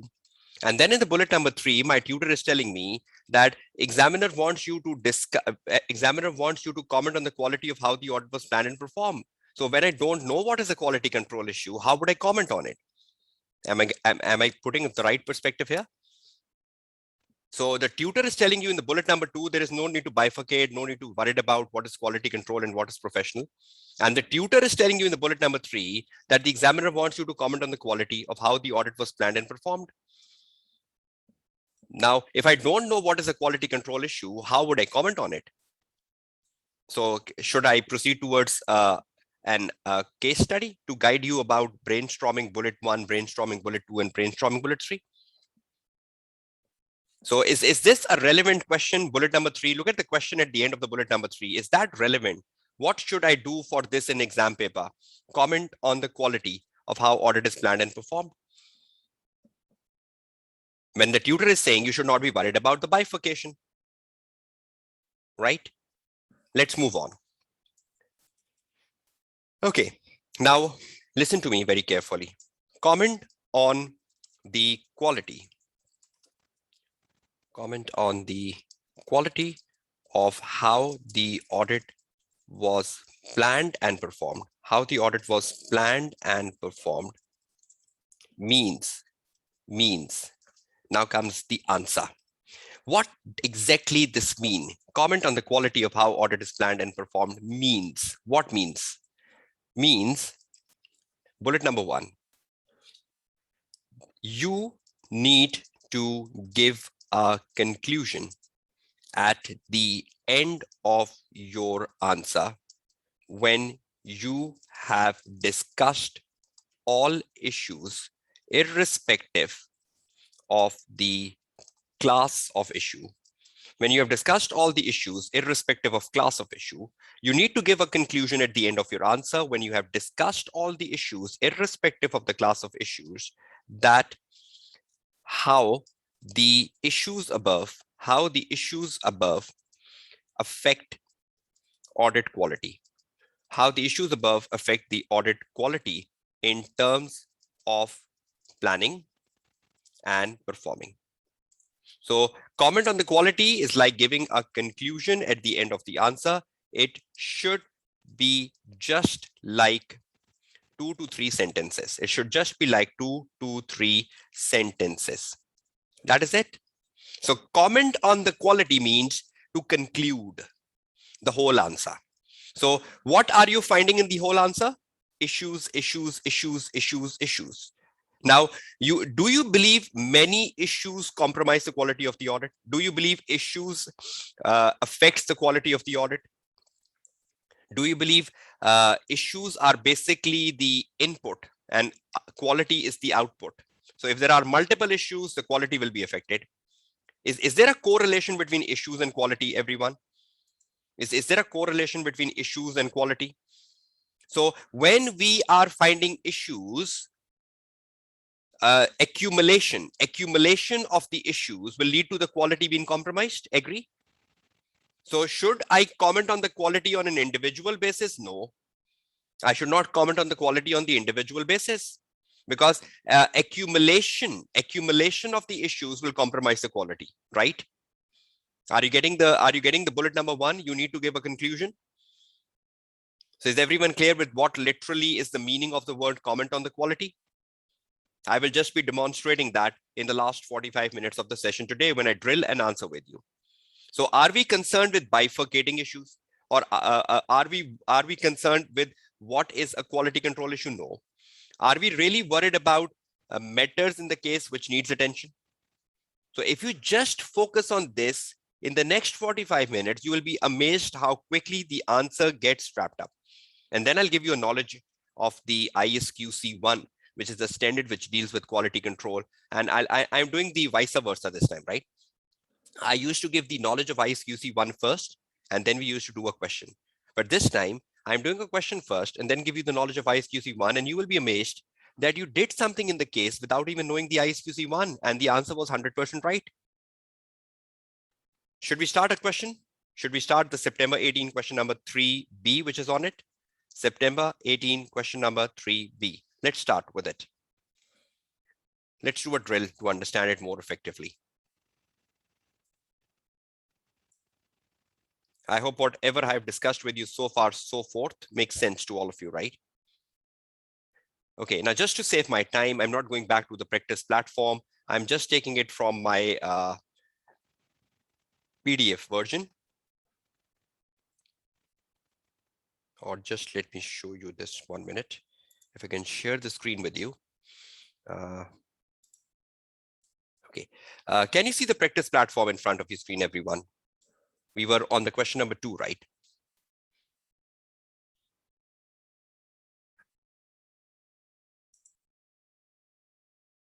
Right, good. Okay, we're moving to the next question, question number 3. I hope you can see the question 3 on your screen now. Now, question 3, again, you on the left-hand side, you can see the requirement A and the requirement B. The requirement B is basically about the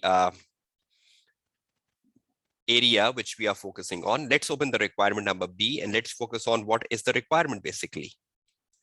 Okay, can you see the requirement B on your screen, everyone? Can you just read it out? I hope you can see the requirement on your screen.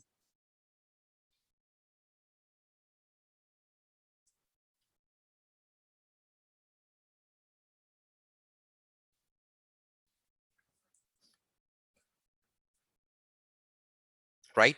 So examiner is saying using the exhibit 2. So should we use exhibit 1? No, we should only use exhibit 2 and then write an answer for comment on the comment on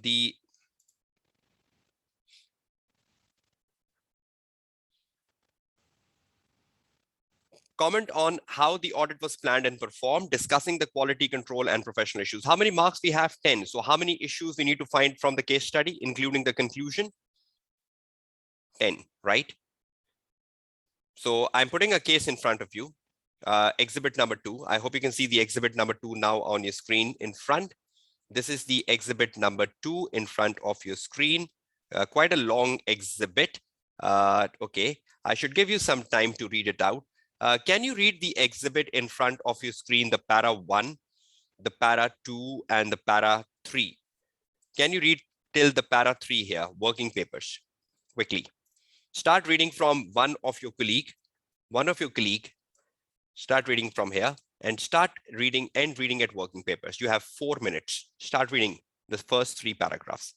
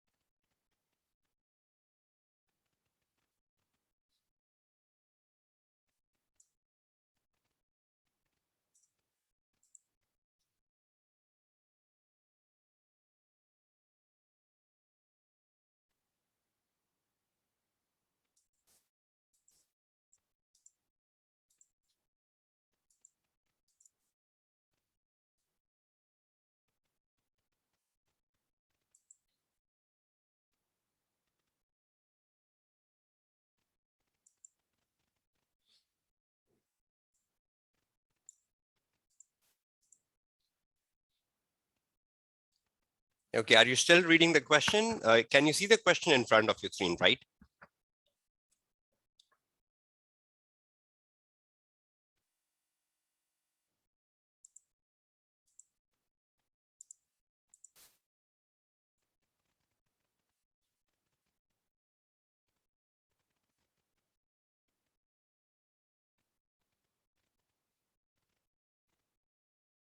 Okay, have you all read till the working papers? Have you all read till the working papers? Very good. Okay, now do one favor. Can you just read the last paragraph on your screen from one issue? Read from one issue, the last paragraph, up to the financial statements quickly. You have another 3 minutes. Read from one issue to the end of the case. 3 more minutes. And then we'll do an excellent drill of the answer. And you will be amazed that without even knowing the ISQC1, you can solve a question on quality control. And then I'll tell you the elements of quality control at the end of the answer. This is the best way you can learn this for exam paper.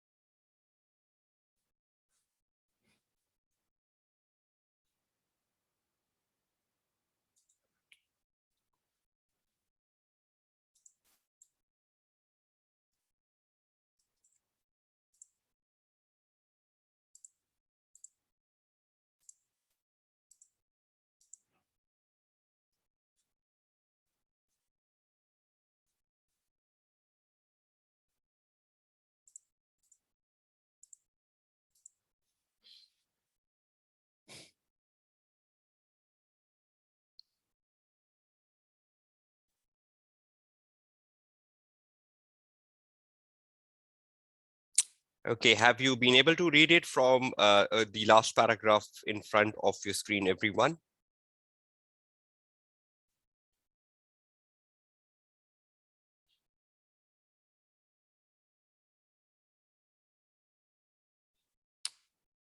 Okay, very good. Even if you have not read it partially, or you've read partially, that's even fine for the session today. You can read back at home the full question, right?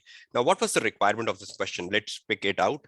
The requirement was to use the exhibit 2 and comment on the professional and quality control issues for 10 marks. Control C. Let me share the Word file. Can you all see the Word file in front of your screen now? September 18, question number 3B.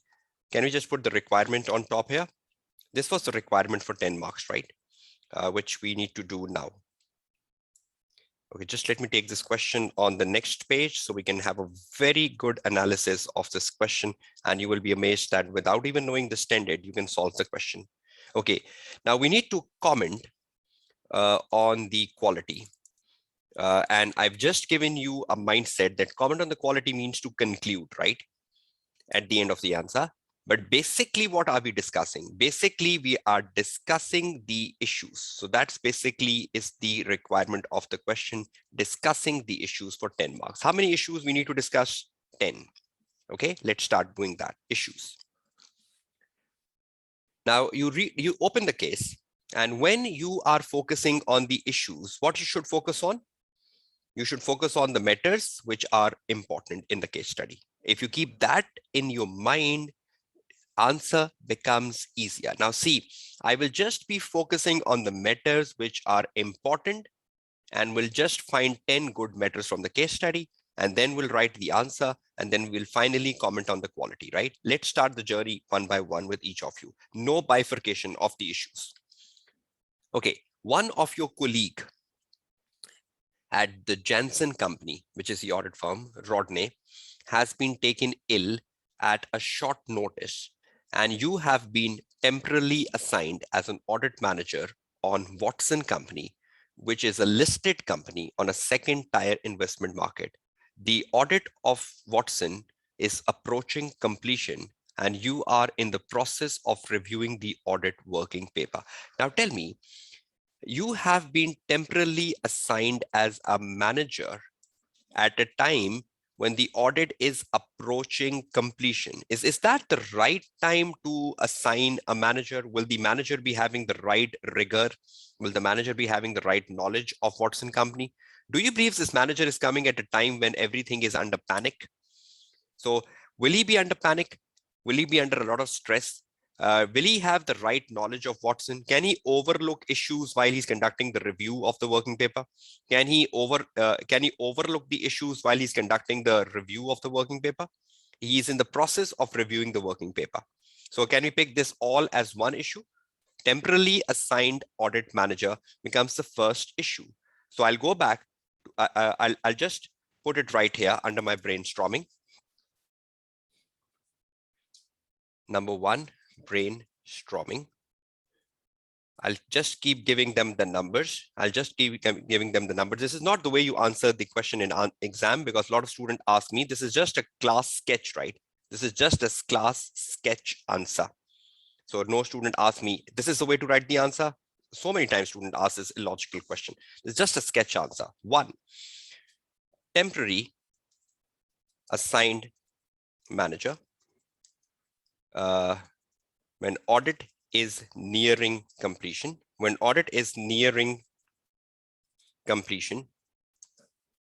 temporarily assigned manager when audit is nearing completion,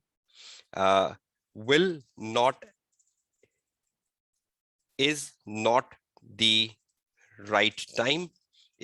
right time to come in as a manager, will not have good knowledge of Watson, will not have good knowledge of Watson, and might overlook issues when performing review of working papers. Do you believe review of a working paper is a very important activity at the stage of completion? And because he's a temporarily assigned manager, not having the right knowledge, not having the right rigor, might overlook issues. So is that an issue? Overlooking issues? He might overlook issues in the conduct of review, and not having a good knowledge is an issue. So is this my first issue for Denmark's temporarily assigned manager? Number one, everyone. Right? And ABC is basically the explanation. ABC is basically the explanation, right? For 1 mark. Okay, let's look at the issue number 2. Okay, the first issue we found was a temporarily assigned manager, number 1. Let's highlight that in blue. Okay, sorry, let's highlight that in yellow because we're finding the issues in yellow, sorry. So let's keep that in yellow. Okay. The draft financial statement for the year recognized profit of 54.2 million and the total assets of 23.1. Why does the examiner give us the numbers? Will it help us find materialities later? Okay, fine. The first paragraph gets over. Come to the next paragraph. The audit supervisor, who is a part qualified accountant, has sent you an email from which the following extract is taken. A supervisor who is performing audit of Watson being a listed company, he's a part qualified chartered certified accountant. Do you believe this is a matter which needs an urgent attention? Irrespective, it is professional, irrespective, it is quality control. Yes, an audit supervisor who's a part qualified accountant. Audit supervisor who's a part qualified accountant. Control C, Control V. And you come down with A. Audit supervisor who's a part qualified chartered accountant means he is not fully competent or capable to be a supervisor. I hope you understand the supervisor is like a job in charge. Supervisor is like a job in charge, right? So he's not fully competent. He's not fully capable to be a supervisor. And you know, the responsibility of a supervisor is to supervise the audit. So that means the supervision of the audit, is not well performed. Supervision of the audit is not well performed not well performed. And that means the issues must be ignored. Issues must be ignored during the conduct of audit, because he himself is incompetent. So how can he look into the issues? So there are a couple of points you can mention for the part qualified accountant, right? Supervisor is a job in charge, right? And for a job in charge, you need to be fully qualified, right? Nowhere in Pakistan you have a job in charge who is partly qualified. That's a very wrong statement, right? Whoever is putting that. So audit supervisor is part qualified. He should be fully qualified. Then only he can perform the supervisory job. Supervisory means important task. Is everyone clear? Right. I'll be writing a proper statement, James, once I complete my brainstorming. The first thing is brainstorming. The second thing is to write an answer, right? If I just write an answer, it will take a lot of time. I should first give you the issues, then I'll write the answer. Are we bifurcating issues, Hamza? Am I saying temporarily assigned manager is a professional issue or a quality control issue? Am I saying audit supervisor is a professional issue or a quality control issue? No. But are we writing the issue? It's currently? Are we just focusing on the issues currently? And are you, is this making sense to you? We are just picking issues and we're trying to justify it. Okay, let's look at the issue number 3. The issue number 3, the supervisor has sent you an email. Who is you? Has sent you an email. Who is you here? You is the temporarily assigned manager, the temporarily assigned manager, you. So let's see the manager got an email. What's written in the email by the supervisor? Open inverted comma. The supervisor is telling something to the manager. It is great to have you on board. As I was beginning to worry that there would be no manager review of our working papers prior to the final audit clearance meeting next week. So the final audit clearance meeting is next week. And that is the time when you saw the temporarily assigned manager. Now you have just 1 week with a poor supervision, a temporarily assigned manager coming in. 1 week ahead, you have a final meeting with those charged with governance. Do you believe this is a lot of stress time for a temporarily assigned manager? And this is a very crucial time when he's coming in. So the final audit clearance meeting is next week. You can just write this point here. Temporarily assigned manager, audit is nearing completion. You can write it in the bracket here. Final clearance meeting is next week. So he's coming at a very wrong time, right? And must be under a lot of stress that he needs to wrap up things within a 1 week time. He might be overlooking things. Look at 1 week. 1 week will put him under pressure and he will be so stressed to overlook things. So I'm not just making a separate point for it, the final clearance meeting, but you can connect this with the point number 1. The audit assistant means the junior, right? And myself. Who's myself here? The audit assistant is the junior and myself. Who is the myself? The supervisor. Have done our best to complete all the audit work. Who have completed all the audit work? Just 1 assistant and 1 supervisor? How many people are there in the team? Just 2? Audit assistant and myself has done the best to complete all the audit work. Do you believe this is an issue? Irrespective of whatever that issue is. Number 3, the audit assistant and myself has done the best to complete the audit work. Just 2 people in the audit team, performing work for a listed company, which is 2 less. This is a judgmental factor, right? But I hope you agree with me. This is 2 less. Moreover, the assistant is a junior and the supervisor is not even qualified. Supervisor is not even qualified. So can you imagine what amount of work must have been done? The supervisor is not even qualified.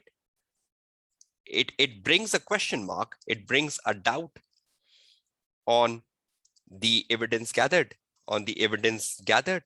question mark. It brings a question mark on the evidence gathered, sufficiency and appropriateness of the evidence,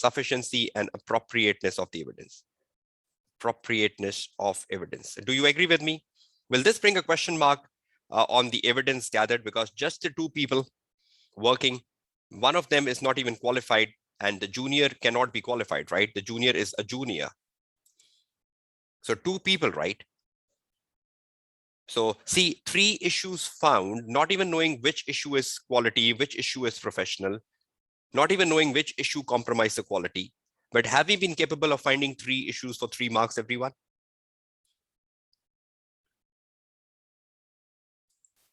So to find an issue, you just need to focus on the matter which is important. Let's do 2 more and then wrap up the answer. I'm getting to 50% of the answer.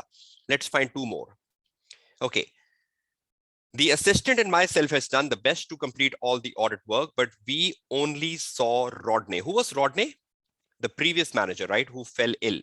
We only saw Rodney on the first day of the audit. On the first day of the audit, about a month ago, when I think he was already feeling unwell. So you found the manager on the first day, that is a month ago. So over the 1 month period, has this audit been without a manager? For a month period, has this audit been without a manager? Because they saw Rodney on the first day about a month ago. So can we say this audit has been without a manager for a 1 month time? Everyone? So no manager for 1 month, right? No manager for 1 month till the time you found a temporary manager in the last 1 week.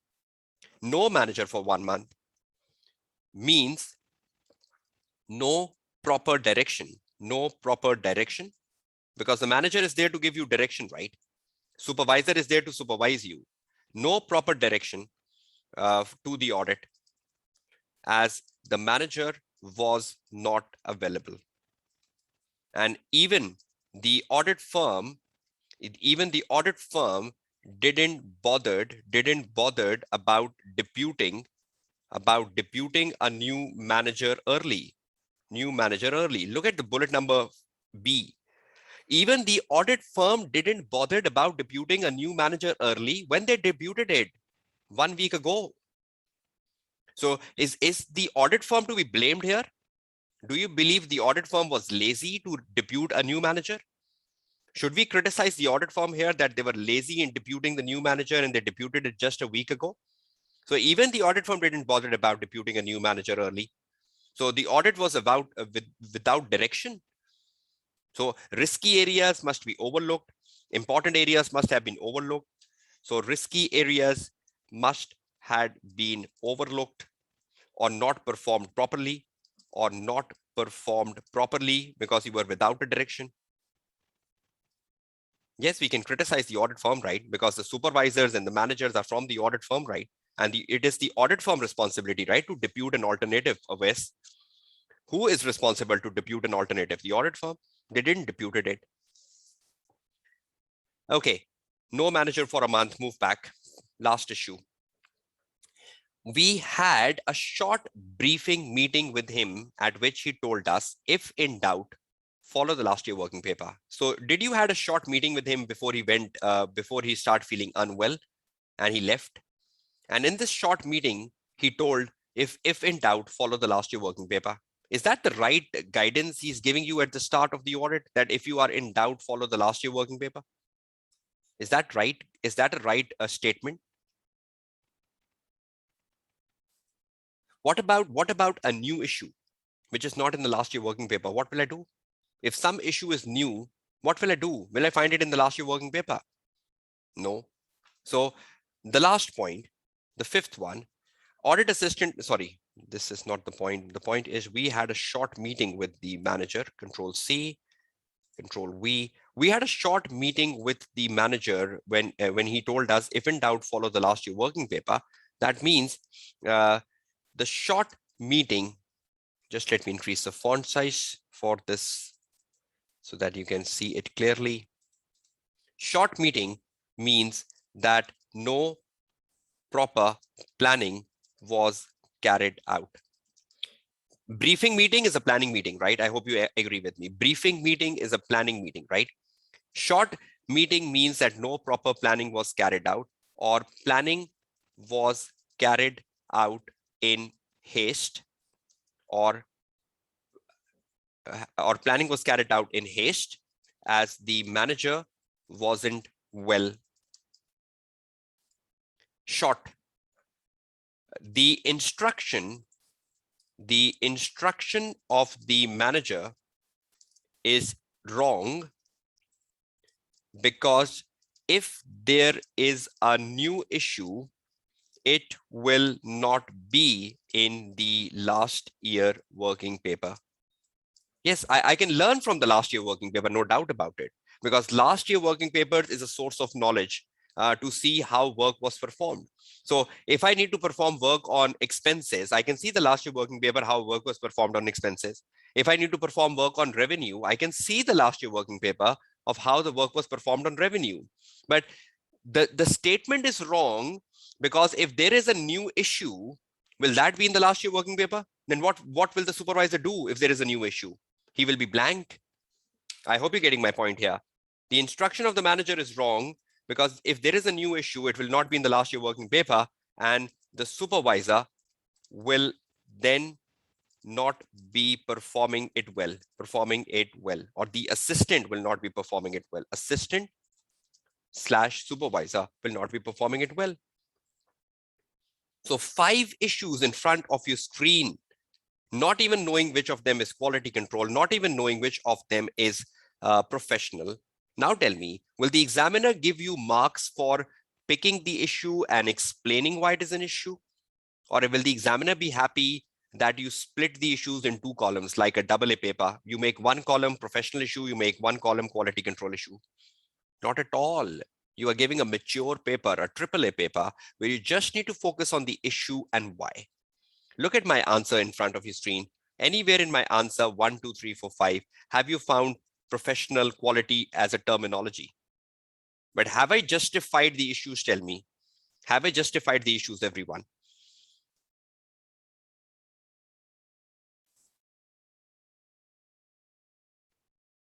Right now, I have done this question in my previous webinars, which I've recommended you. So you will watch my previous webinars. This last paragraph, I've already addressed that in my previous webinars, the 3 I have recommended you. Just one quick thing is that when you look at this last paragraph, it tells you that the cash settled share-based payment scheme was granted to the directors for the first time. So is it a new issue? Will this be in the prior year working paper? Will there be any working paper for the cash settled share-based payment scheme in the prior year working papers? And do you believe cash settled share-based payment scheme is a complex area and a part qualified supervisor might not do it properly? And he has done so much blunders on the share-based payment right over here. You can see the blunders when you read this at home and you watch my previous webinars. Clear with this, everyone? So a lot of blunder has been done in the last paragraph to make further 5 points. But suppose, just to wrap up things, I have 5 points on screen, right? If I convert these 5 points into paragraphs and then write a comment on a quality as a conclusion, see how would you go about it?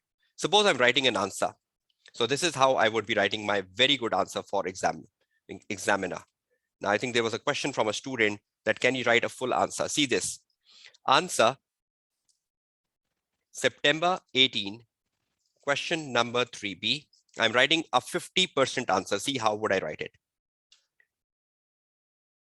The audit of Watson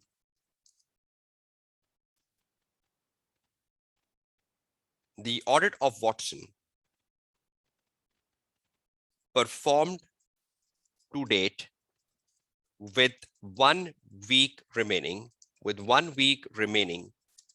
for the final clearance meeting, has several issues as reported by the supervisor in his email, which questions the overall quality and conduct of audit. The issues are as follow. And you write the issue. See how I give an introduction. In the introduction, I say the audit of Watson performed to date with 1 week remaining for the final clearance meeting has several issues as reported by the supervisor in the email, which question the overall quality and the conduct of the audit. I hope you agree with the issues we have discussed so far. They do question the quality and conduct of the audit, right? The issues are as follow. The first issue, temporarily assigned manager. See how I convert this to a paragraph. I just need to be a bit quicker.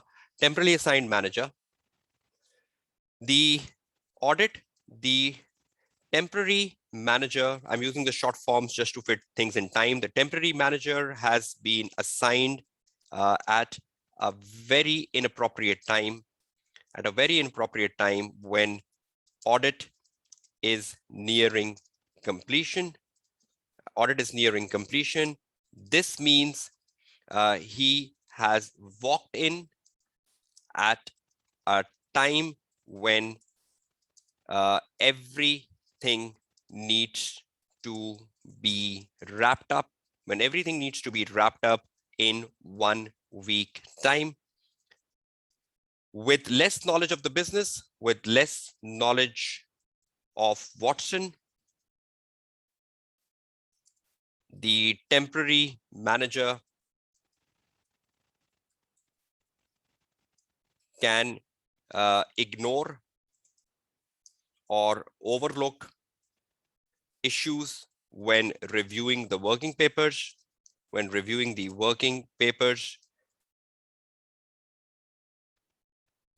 With less knowledge of the Watson, the temporary manager can ignore or overlook issues when reviewing the working papers, and he would be under time stress to complete things quickly. And that quickly is an issue, full stop. First issue, done. And I get my first 1 mark. Second, supervisor is a part qualified. My next heading.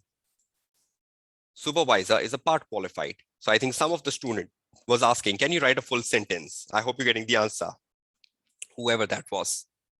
Audit supervisor is a part qualified. This means that the supervisory responsibilities during the conduct of the audit,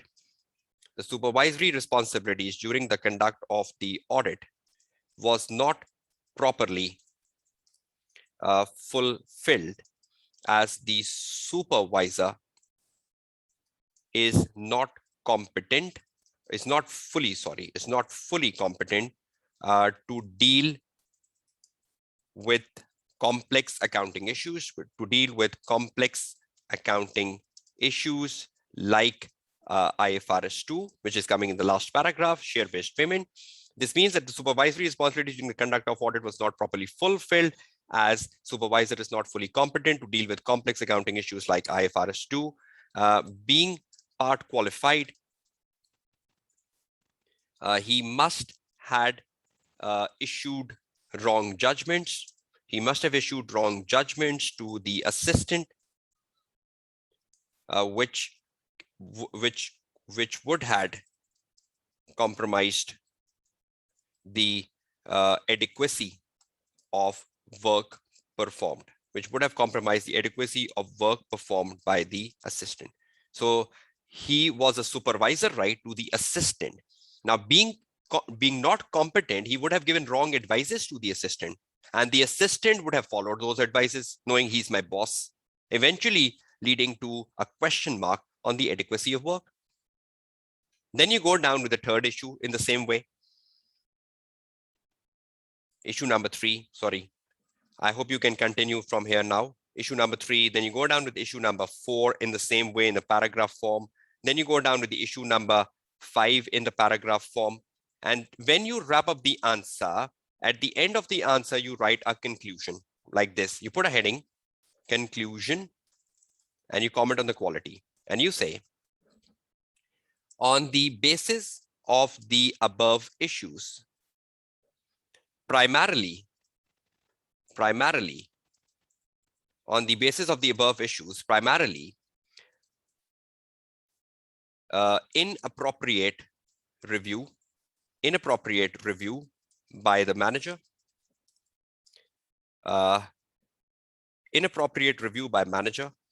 inadequate supervision by the supervisor, and a lack of direction by Rodney at the start of audit, and by his absence, for 1 month.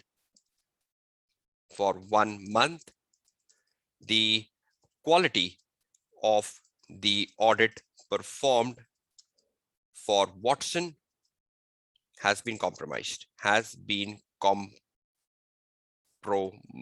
full stop. See this conclusion? Now I introduce the word that the quality has been compromised, but I'm justifying why above. See, I started my answer even with a paragraph here saying which questions the overall quality and conduct of audit. The following are the issues. I started with an intro line there, and then I end with an intro line. I end with a conclusion that because of this, the quality has been compromised.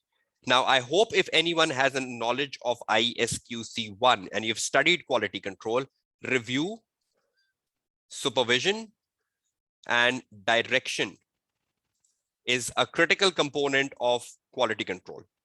Agree, disagree? Do you believe direction, review, and supervision are fundamentals of quality control written in the ISQC 1? Now, tell me, what was the difficulty in this question? I just attacked the question as a normal question with issues. I started with an opening paragraph, which you can write in the exam paper. Look at this opening paragraph here. I hope you learned this out today, that how I started the opening paragraph. Did you like this start of the opening paragraph? Everyone? And did you found how I went into the issues? And when I was writing the issue, am I using the word quality or professional anywhere unnecessarily? Have I used the word quality anywhere in my answer? No.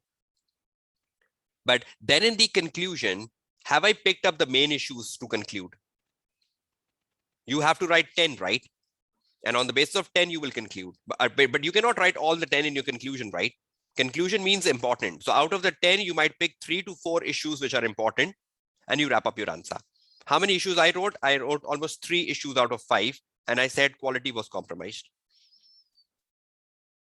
So this is the way you answer the examiner question. When the examiner question asks you, comment on the quality of planning and performance of the audit of the Watson company. So you start with an intro, you end with a conclusion, and in the middle of the answer, you're just focusing on the issues. I hope you're getting this track.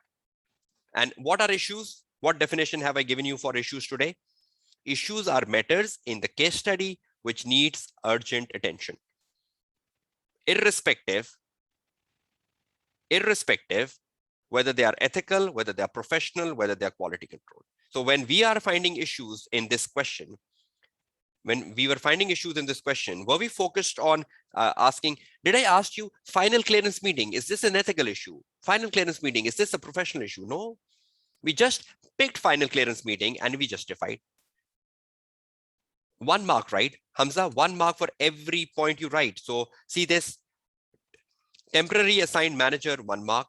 Audit supervisor who is part qualified, 1 mark. Audit assistant and myself has done the best. Every issue is 1 mark, right? And you get 1 mark for the conclusion, right? You get 1 mark for the conclusion. So you can write 9 issues and 1 conclusion, and that wraps up the answer. Clear?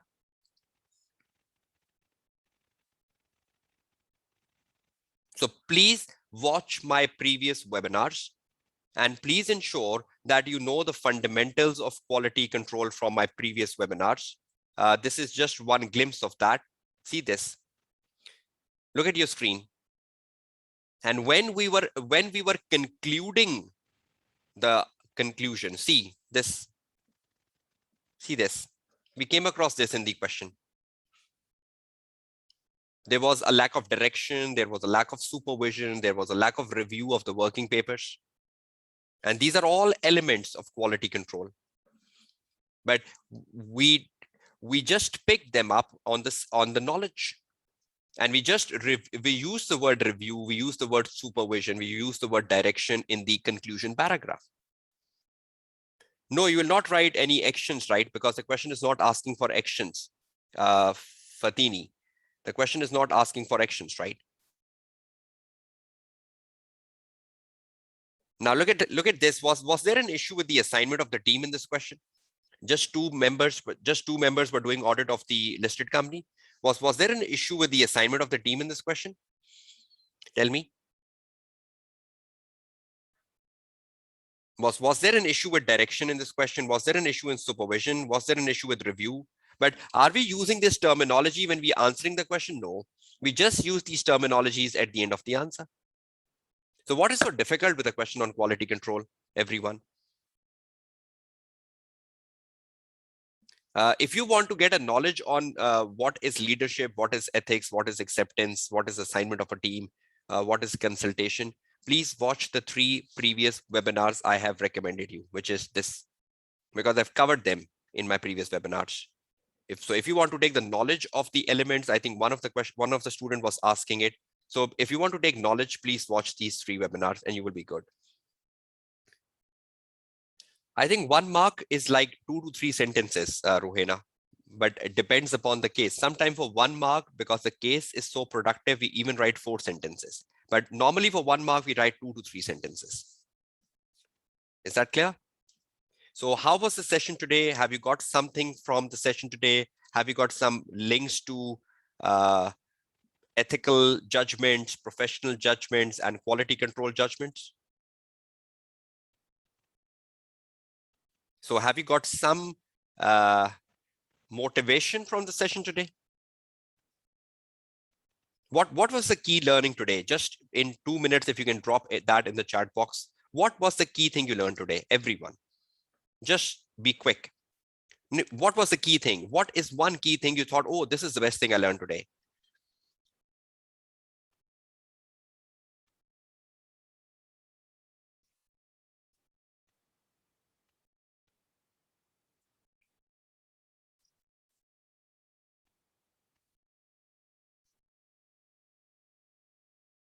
Okay, so have you got a track of how you read questions, how you brainstorm questions, how you find points from the question, how you put them in the drafting answers, how you develop a point, how you ensure that you are answering the why in your answer? Okay, so I think I should then be wrapping up my day 3 webinar to success, which was focusing on ethical, professional, and quality control issues today. And we even discussed business risk at the start of the webinar as well today. So we had quite a diversified agenda today. Business risk at the start, followed by ethical, professional, and quality control issues. You will be getting the Word file on the WhatsApp group along with the presentation. Tomorrow is a very important day as we focus on reporting. Reporting is a core question. And in every exam setting, you get a question on completion and reporting. So we'll focus on reporting tomorrow. All your misconceptions about reporting will be solved tomorrow in a 3-hour session. And if you can just drop a quick feedback of the session today on a scale of 1 being poor and 5 being excellent, in a passage of just next 10 seconds would be great. Okay, so I hope you are liking this webinar to success. 3 days done, 2 days remaining, and the next day, tomorrow, day 4, is very, very important and crucial. Please join that live tomorrow, and the recordings will be uploaded on my YouTube channel and will be shared in the WhatsApp group.